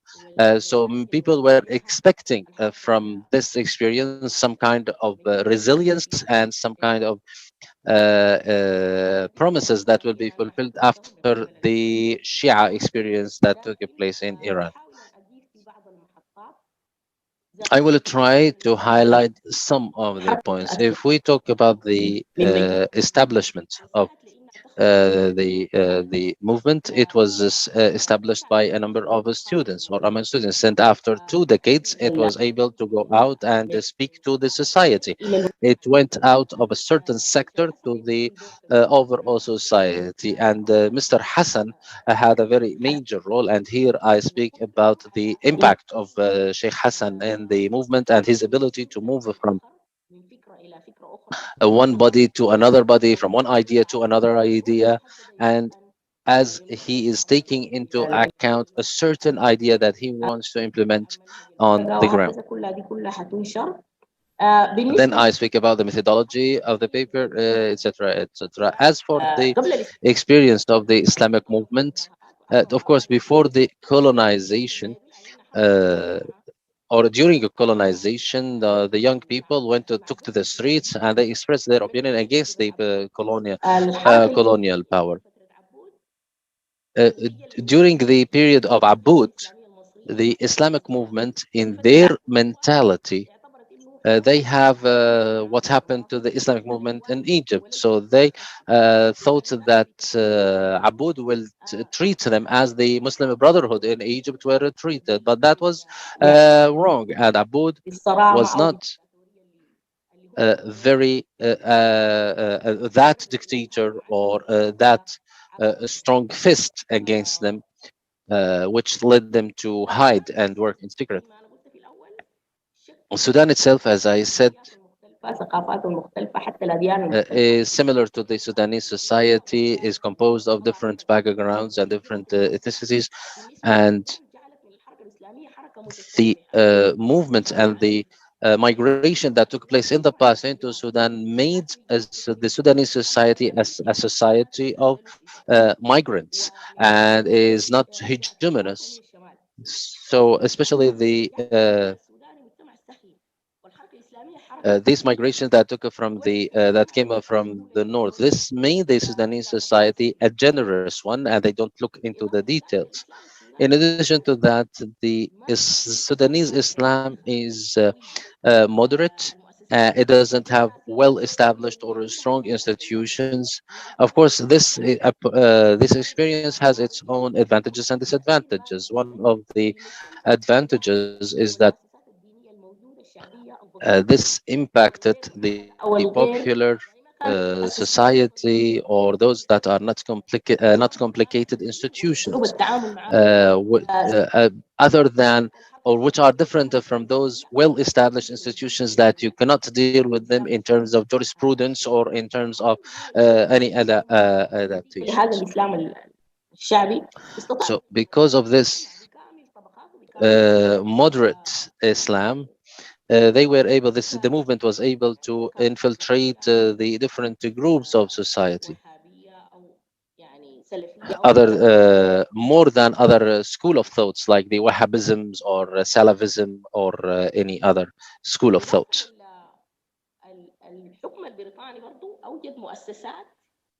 The British colonization established institutions, and these institutions tried to be well established in Sudan. That when the colonizing power will leave the country, those institutions will take the role of the colonizers, and these were the military and other institutions.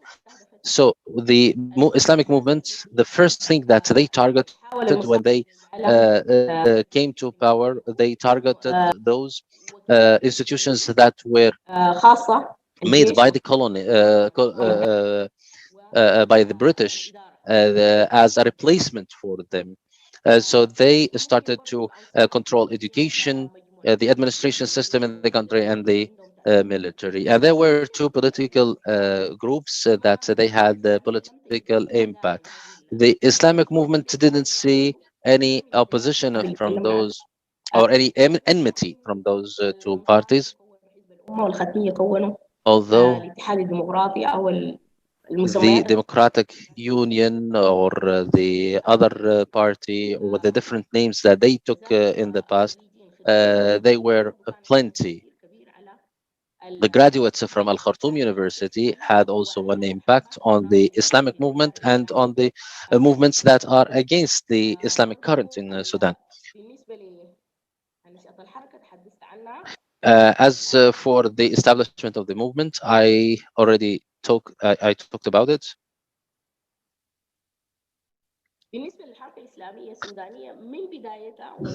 The Islamic movement in Sudan, since the beginning, since the first Congress, they wanted not to be an international movement and to be independent, and they called for the coordination amongst the movements and not to have one organizational structure. This gave them the opportunity to make their own structure and not to be influenced by any international organization. It doesn't mean that they did not or they were not influenced by the ideas of the Muslim Brotherhood's ideas in Egypt or in the International Organization of Muslim Brotherhood.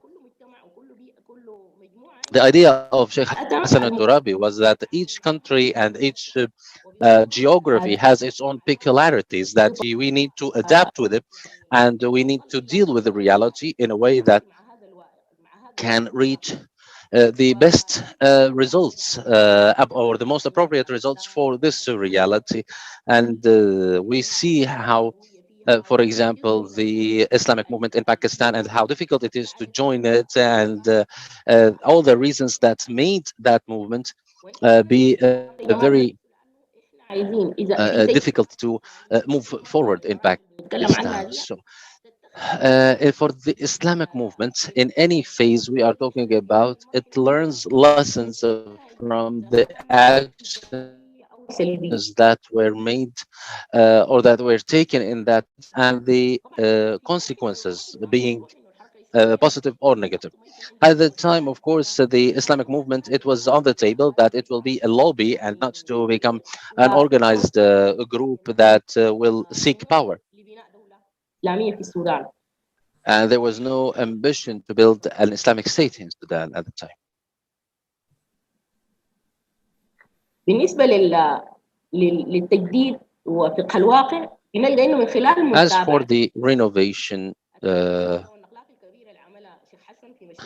and the jurisprudence of reality, what Sheikh Hassan made is that he read history very well. He read the history of the different nations, the history that is available in Quran, and the history that is that we can see in the human experience. And he extracted lessons from this history. And for Sheikh Hassan, for example, the history of a prophet, peace be upon him, was a role model for him. And from that, we can take, for example, Sheikh Hassan's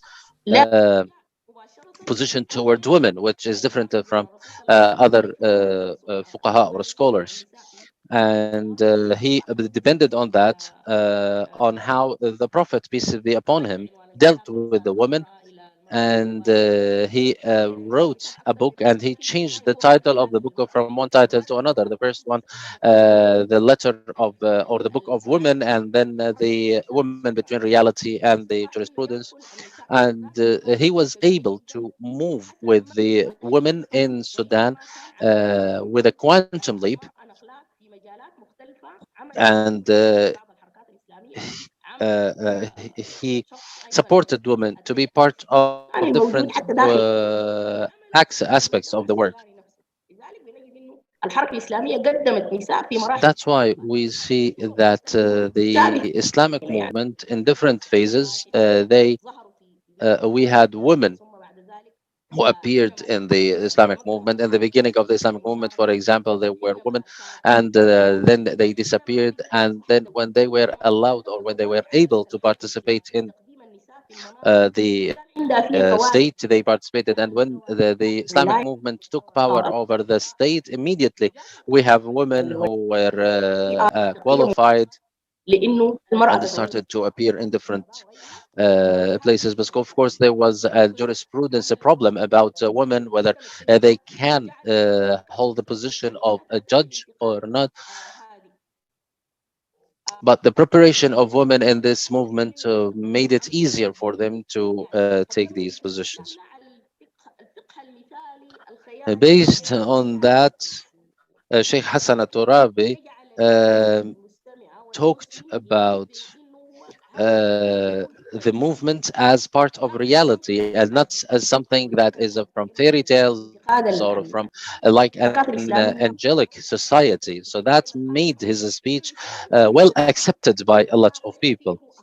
And he was providing or talking about the Islamic reality with all of its advantages and disadvantages, with all of its problems, and even the stories and the sometimes the mistakes made by some prophets, and that was mentioned in the Quran in order to learn from those mistakes.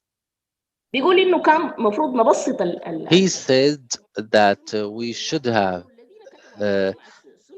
simplified the Islam for people, because those who talked about the Sunnah Islam, they talked about the heroic actions and the stories of great heroism of this our Islamic history and of the first generation of Islam. But they didn't talk about Islam as a society, as a normal society, with all of its ups and downs, with advantages and disadvantages.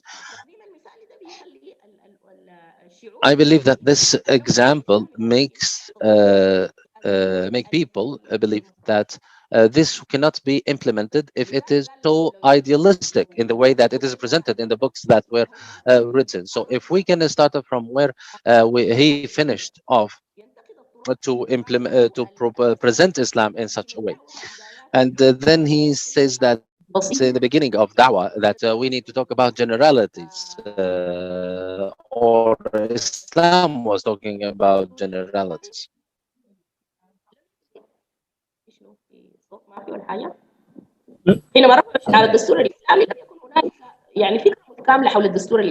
So there was an image about the Islamic constitution, but at that time it was trying to raise awareness of people and to teach them how to deal with this or how to be Islamic and to be a good Muslim in the region. Then we come to translating these ideas into reality. Sorry, we have overlapping voices. Those who are not speaking, please let them turn off the microphone. دوحة فور يا دكتور. دوحة 4. نعم دوحة 4. نعم. لحظة. دوحة 4 لو سمحت. يا دكتور they muted themselves. Mute yourself. دوحة 4 لو تكرمت mute yourself. تمام خلاص تفضل. Okay, we can continue now. طيب برضو انتقد انه حتى الدعاة والمصلحين في العهود السابقة قدموا الفكر الإسلامي كفكر Even the scholars and the reformists in the past phases or in the past periods, they presented their work in order just to write books and not to reflect that in reality. Sheikh Hassan every now and then was benefiting from the lessons, or he learned lessons and he tried to reflect them in order to change the approaches that were made. And he has a popular support amongst the students, for example, and he was moving with his father, who was a judge in different states, so he understood the Sudanese society. So he understood that the Sudanese society cannot move in either. There were two currents in Sudan, one about the education or raising up the society, and the other one was more normal one. So he believed that it should be towards the society, the normal current in the society. وحتى تنظيره للإنقاذ الوطني في مسألة even talking about the national national participation in politics, in the party laws that is known as the political consecutive participation in Sudan. He was confronted with different opinions with others. Of course, this was not realistic because there were political parties that are competing with the Islamic movement, and these competing parties, they are well rooted, and they also have deep roots. So it was unable to eliminate or cancel these major political parties and ask them to join under the umbrella of one political organization. That was something unrealistic that could not be implemented. I believe that Muhammad Ahmed Mahjoub Haroon has already spoken about the political party laws, which is known as the political consecutiveness. In the book that Hassan al-Turabi talked about documenting his experience, he says that there were three phases. The first one during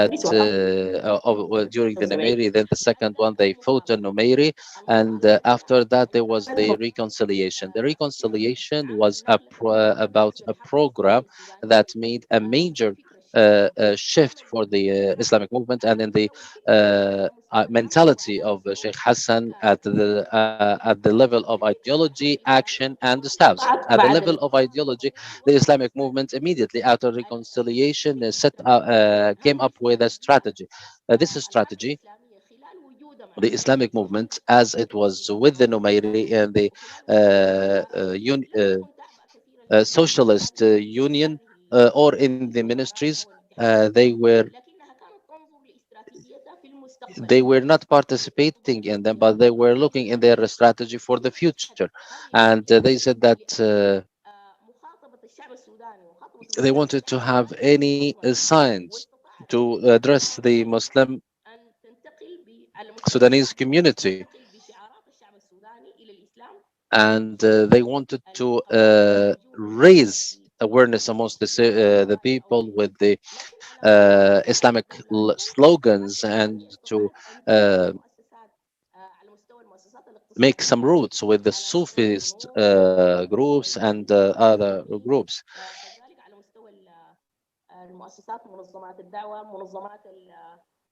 There was also there were other actions at the, for example, in the health or in education or in other sectors, and all of that leads to training your staffs in order to be prepared and ready to take control or to participate positively when the time is right.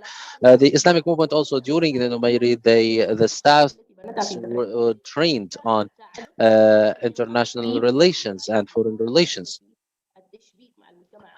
And also, these staffs were able to learn about oil and connecting with the foreign community other than the international community that was against the Sudan in a large part. I believe that Hassan Turabi said something that is very wise. He said that although Numayri is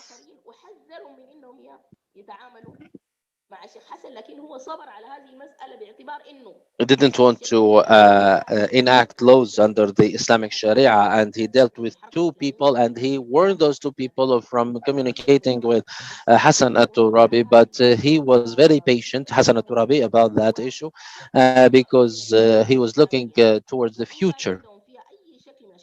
And he said that if they have any comments for the Islamic movement, don't talk about these comments, but they were able, the Islamic movement was able to mobilize the Islamic society or the Sudanese society with its different groups, especially the Sufi groups.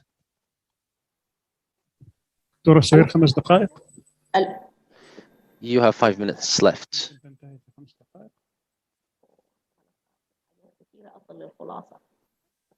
أو تحتاجي أكثر 7 دقائق. اوكي 5 دقائق 7 دقائق ان شاء الله. تمام. انا اصل لخلاصات.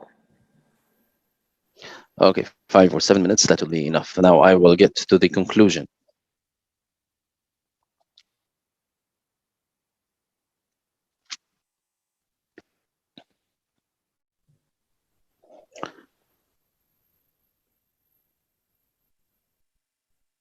يعني لما الشيخ حسن جاي يعني يقيم تجاربهم السابقه الى وصوله So when Sheikh Hassan assessed the experience in the past, he says that the most dangerous things that is facing the movement, that it was a movement that was in opposition and it was dealing with the society, becoming suddenly as a movement that is controlling the state and is responsible for everything in politics, economics, culture, and everything. So this is one of the things that the movement should comprehend. The other thing, during the Numayri era, the Islamic movement also tried to change the system that was established by the English in order to they established to be or to serve the British interest, which is the military service. So they tried to make the Islamic movement was making programs for the armed forces in order to change the ideology and the approach of the Islamic of the armed forces from being an institution that protects secularism into an armed force that belongs to الموجود في السودان. its projects and to its people and to protect the Sudanese people. Also, during the Numayri period, they benefited from the having a staff working in to the civil service. Also, when they participated with the Numayri, they tried to mobilize the people and to make the society or to keep the society away from the institution and its organs. So that's why after a Numayri, instead of continuing with the support of the civil society organizations or NGOs from being separate or independent from the state, they became part of the state itself. And that was one of the mistakes that the Islamic movement have fallen into. In terms of the application of law, when this movements became in authority and they tried to implement the Islamic Sharia, they didn't learn, for example, the higher goal of the law. So they made mistakes. Those mistakes, of course, were blamed on the Islamic movement. Why? Because the police was not trained or was not up to the level of learning or understanding the higher goal of those laws or of these punishments. And so the goal was not to implement the punishment by itself, but it was for making the society a better society. Sheikh Hassan was very keen on the strategic thinking, but he was also taking care of the tactical movements, and he was paying the price personally for the tactical actions when he receives the criticism from the traditional Islamic movements, whether inside Sudan or outside Sudan. So, for example, the international movement of the Muslim Brotherhood criticized him largely on some of the issues, but he was accepting that in order to get into or to implement the transformation that he was seeking to have. Hassan al-Turabi also tried through his experience to make the consensus of the nation or of the ummah, and not only of the scholars. And he describes the ummah or so much, but when he says that, for example, if we are talking about a medical matter, so the doctor should be or should have knowledge of the jurisprudence in order to understand what are the Islamic matters that are involved in his work, and the same for economics, and the same for other parties. And for him, consensus is better than the majority or the victory by coerce, for example, or coercive force. And he describes so many of the outputs by the consensus and not by other issues. So in 1 minute, he was trying to make the Islamic movement as a implementable program in the different phases of the work or the action of the Islamic movement, and he was brave enough to receive or to reach results, and he was brave enough and courageous to make self-criticism, and he is the most one that made a lot of critique of the Islamic movement. One of the experiences through the Salvation government was the attention to the Muslim Ummah. One of the experiences, I'm not going to call it a mistake, but one of the difficult ones was the establishment of the Islamic Arab movement or Islamic Arab Congress with its different organizations and different currents. Some of these currents were in opposition to their states. So this made the movement to be criticized almost completely by those groups. Another project was the project of unifying the Muslim Ummah, including Sunnah and Shia, and there were dialogues between Sunnah and Shia. For him, this was a very dangerous project. And there was also the faith dialogue that was made amongst Muslims and non-Muslims in order to reach والاجتماعية results that they all can agree on. القوي لذلك برضو كان جزء من We lost the sound from the source. هذه النقطة كويس لكن بالنسبة له برضو اللام Unfortunately, we didn't tackle this point a lot, but for him also decentralization was implemented by the Islamic movement, and it was implemented by the Sudan before as well. And decentralization now is a fact that is irreversible. And it is now established that starting with the grassroots from the local communities going up to the states and the provinces. Thank you very much. She spoke about Sheikh al-Turabi as the leader of the Islamic movement experience in Sudan. It was part of the Sudanese society and not isolated from it, and it came from the different economic classes and the different groups in society, and that it was the first Sunni movement that came to power after the Islamic Revolution in Iran after about a decade, and the expectations from that movement was huge. It was addressing students, addressing the society, and al-Turabi has a major role in that, and he was able to move from one idea to another and from one organ to another. She started talking about the beginning of the movement in the 50s. Of course, it was established in the 40s, but he started it from the movement of Abud, and then how it was able to move from the charter front and then to the national front, and from one name to another and from one institution to another. It was expanding, and it was tolerant, it was not violent, and it was keen on the popular society and not the elite. And in terms of the well-established institutions, it didn't have that well-established institutions, and the Islamic movement was implementing affecting the society in large.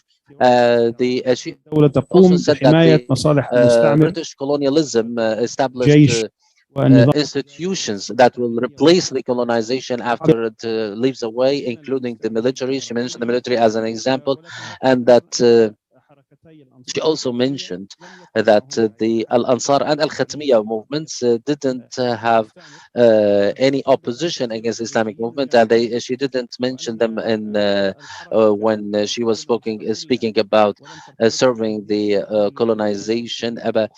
Back to the Islamic movement, she said that it was independent and it was not linked to the organizationally with the international movement of Muslim Brotherhood, and that led it or that made it more flexible for the Islamic movement to work. And because al-Turabi used to think that every country has its own peculiarities, and she says that we need to learn from this experience in this field.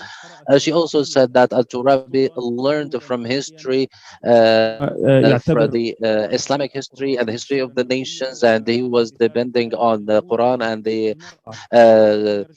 the Sunnah of the Prophet. And for she gave an example of the woman, and that he didn't go back to the scholars or the jurisprudence scholars in Islam. He went back to the Sunnah, and that made a quantum leap in the position of women in Sudan, and the Sudanese women were participating in different aspects, including the judiciary.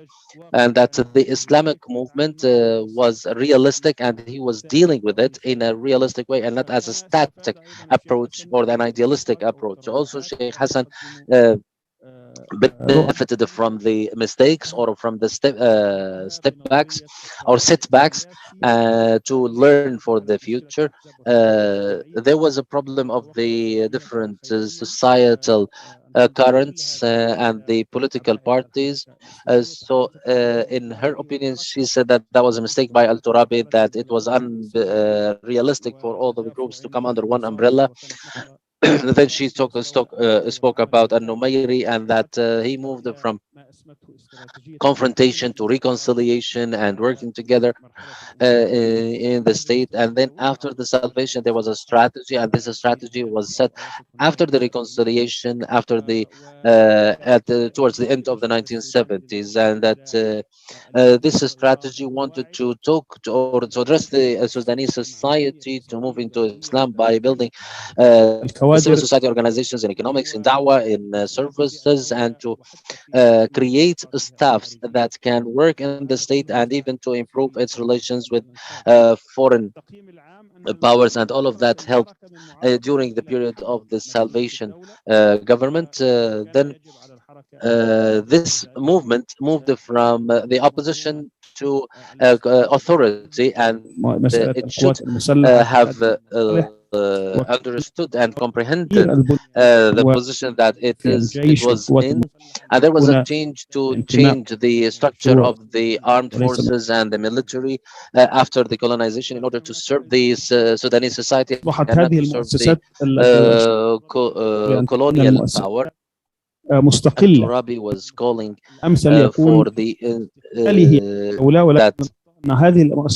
that the civil society organizations should be independent because they will be stronger, but unfortunately those organizations that were during the Salvation government were outside the government. They became part of the state or part of the government, and then she said that during the implementation of the law there were mistakes because there was not a good understanding of the higher good of the laws or the higher purpose of the law, and the police was not trained in order to do that, or the institutions were not trained.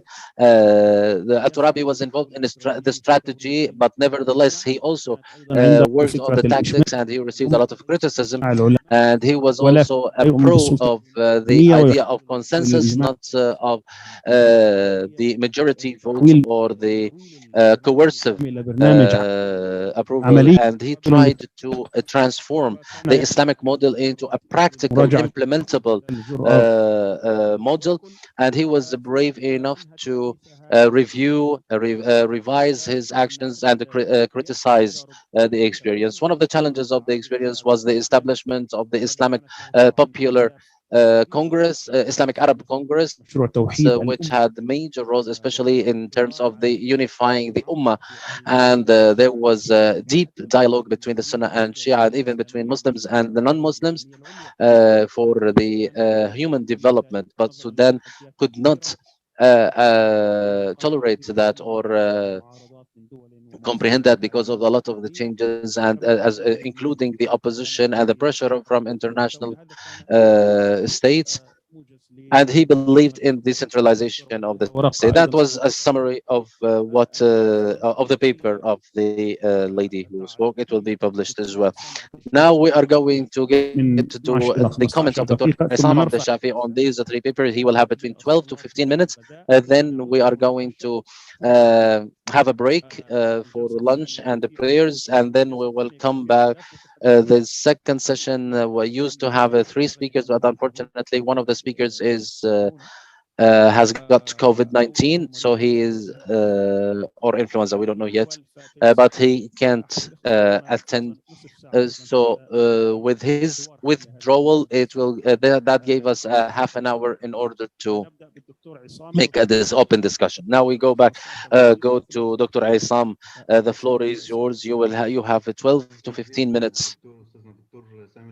السلام عليكم ورحمة الله وبركاته. أهلا وسهلا بحضراتكم جميعا. كل الشكر والتقدير لمركز دراسات. Peace be upon you all. Thank you all for SIGA for organizing this very important initiative at this time, which is the evaluation of Islamist movements in governance, which is a very important issue, particularly 10 years after what we call the Arab Spring and the shifts and transformations witnessed in Arab states, as well as shifts in Sudan since 2016 to date, and 2019 to date.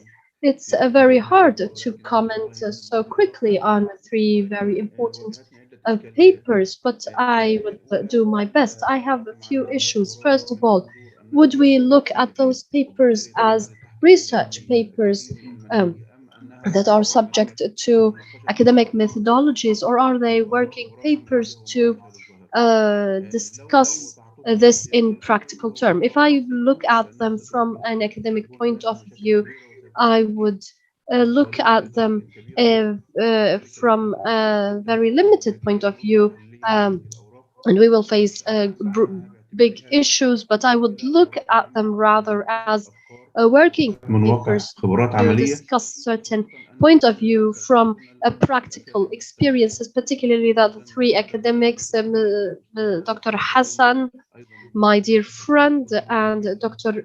Burhan, and also Dr. Suhair, all of them are qualified to provide us with those points of view from practical experience. My quick comment would be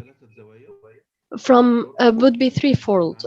First of all, Dr. Hassan talked about the relation between people and the authority, and the second paper talked about legitimacy. Dr. Suhair talked about the movement and the state. The problem in the three papers, which was not addressed in the three papers, is the concept of power was addressed in Dr. Hassan's paper, and the concept of legitimacy in the second paper, but the concept of Islamic movement was not addressed in either papers. Are we talking just about Muslim Brotherhood, since the focus in the three papers was on the experience of the movement after 1989, while in Dr. Suhair's paper, the focus was on Hassan al-Turabi's ideology. So this lack of definition of the Islamic movement in the three papers was problematic. So we need such a definition in order to speak from a unified or a common ground, a conceptualization of what we're talking about. So although we use the same terminology, there are many ramifications, and we have many components and subcomponents of those movements that we need to take into consideration. In more detailed terms, with regards to Dr. Hassan's paper, he talked about what we call the strategy of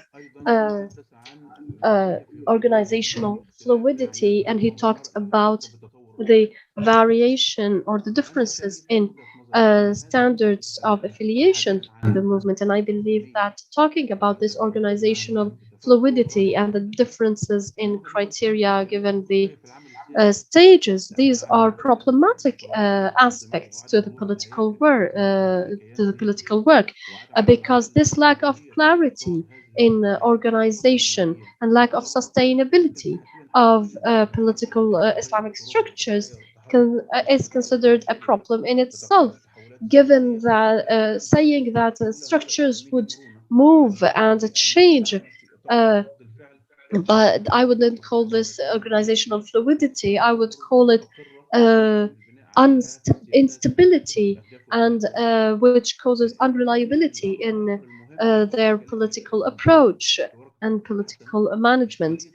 The other problem was the issue of the concept of change in the movement. Is it change by force or military force, or by ideas? And if we're talking about 1964, for example, and the acceptance of military work and creating training camps in Libya and trying to go to the capital Khartoum in the 70s, the question is posed, who provides the framework for the tools of change? If we talk about refusing military action in the 60s, and then the acceptance of military work in or action in the 70s, who introduces this change of a framework in conceptual and practical terms? And even when the movement in 76 started to use the military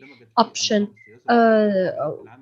quickly relapsed and stopped using that military option, started to use the political tools, giving as though it took a step back from military action. So this is an important question to ask.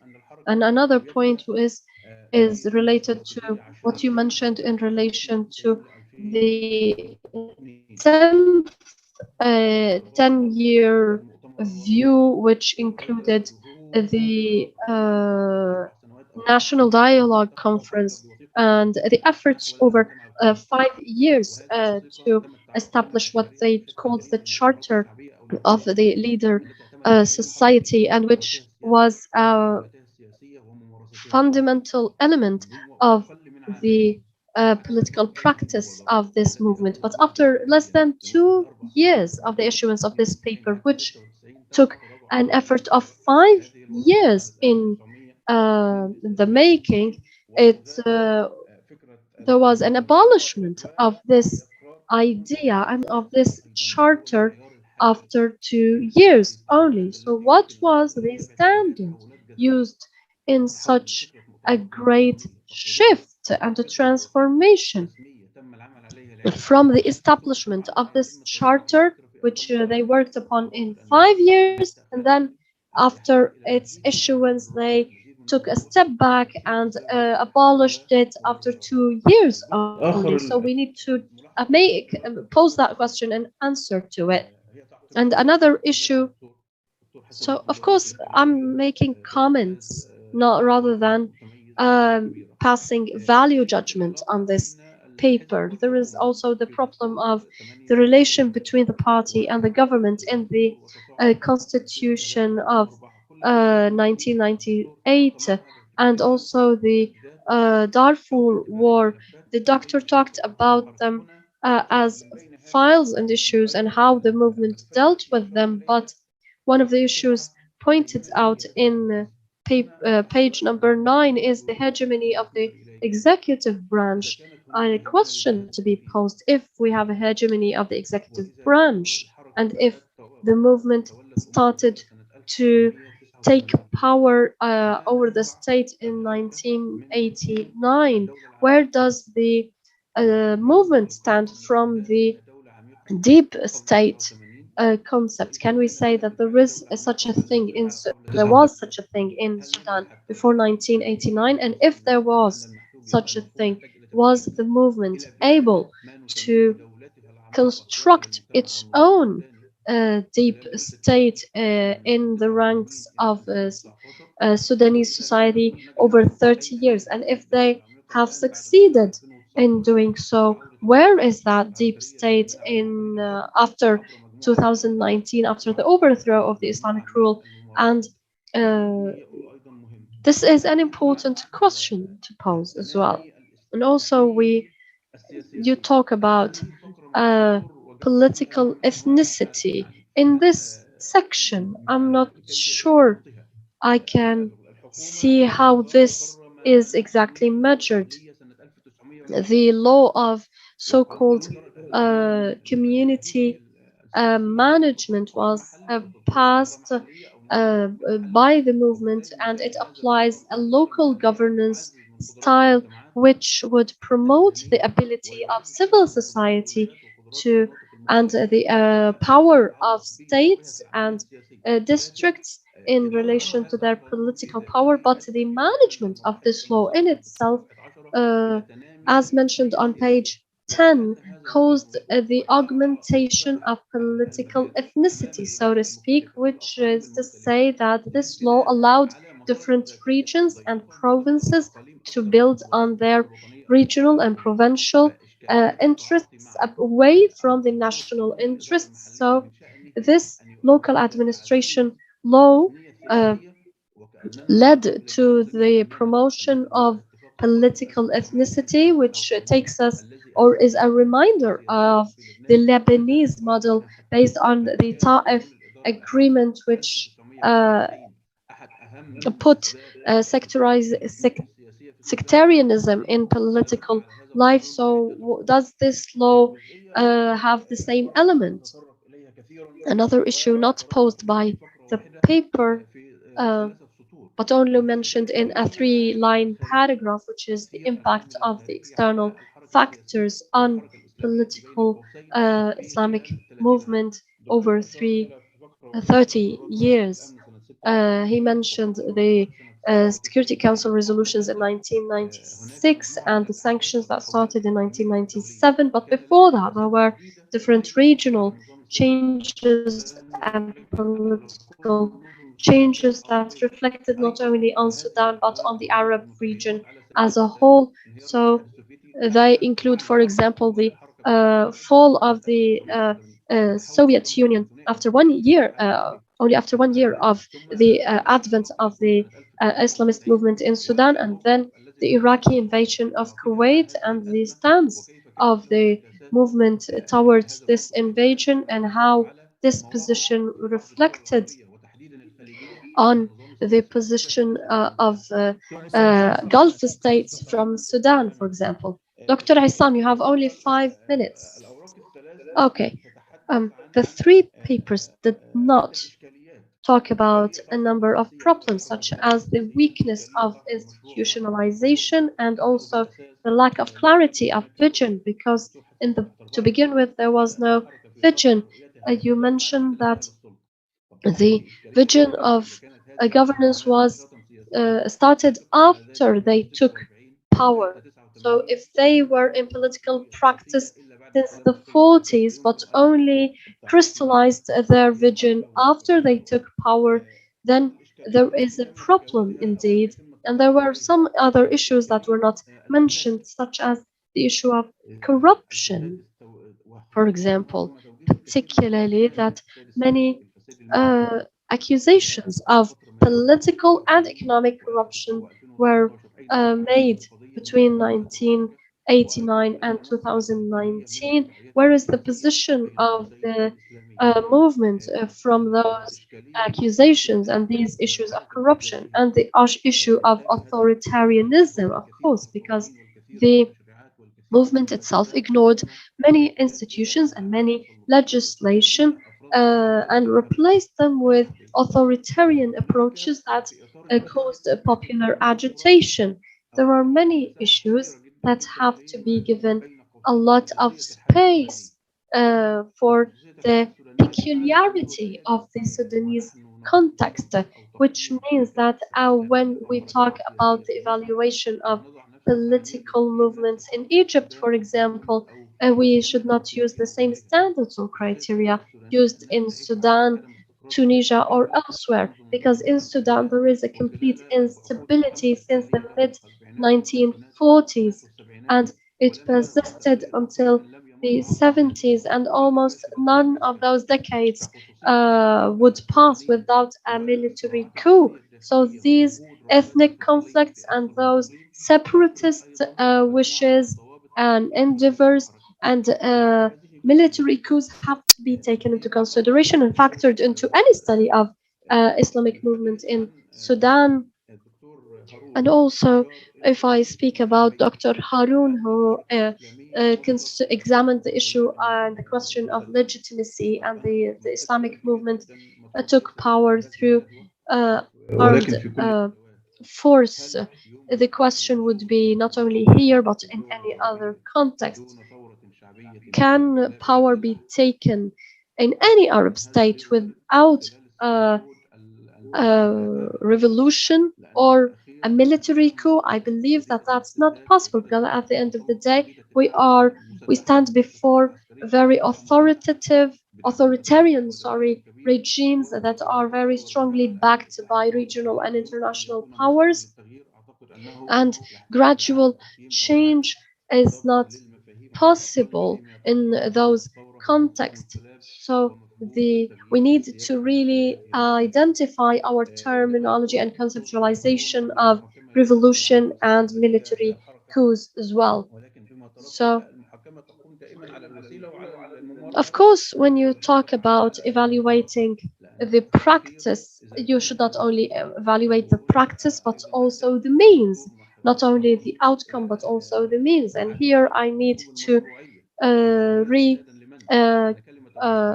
define the idea of legitimacy. So legitimacy is based on laws and constitutions, but to what extent do those movements abide by those laws and constitutions? If those movements aim in the first place at overthrowing those laws and constitutions, so that how can we actually judge them or evaluate them based on those very standards that they aim to overthrow? So those are some of my general comments. I thank you so much, our doctors, Haroon, Dr. Hassan, Dr. Suhair, and thank SIGA for their significant and faithful efforts. Thank you so much, Dr. Hassan. You have posed many questions, actually, which we're going to take up with the speakers who will have their chance to discuss, and also for our participants here and in Khartoum. If you would like to speak, please, can you give your name to the organizers in Sudan, and also our brethren here? If you like to speak, you can let me know, and we will take this up at 3 p.m. Istanbul time to resume this session for half an hour, after which we will start with our second session. Thank you so much. Peace be upon you all.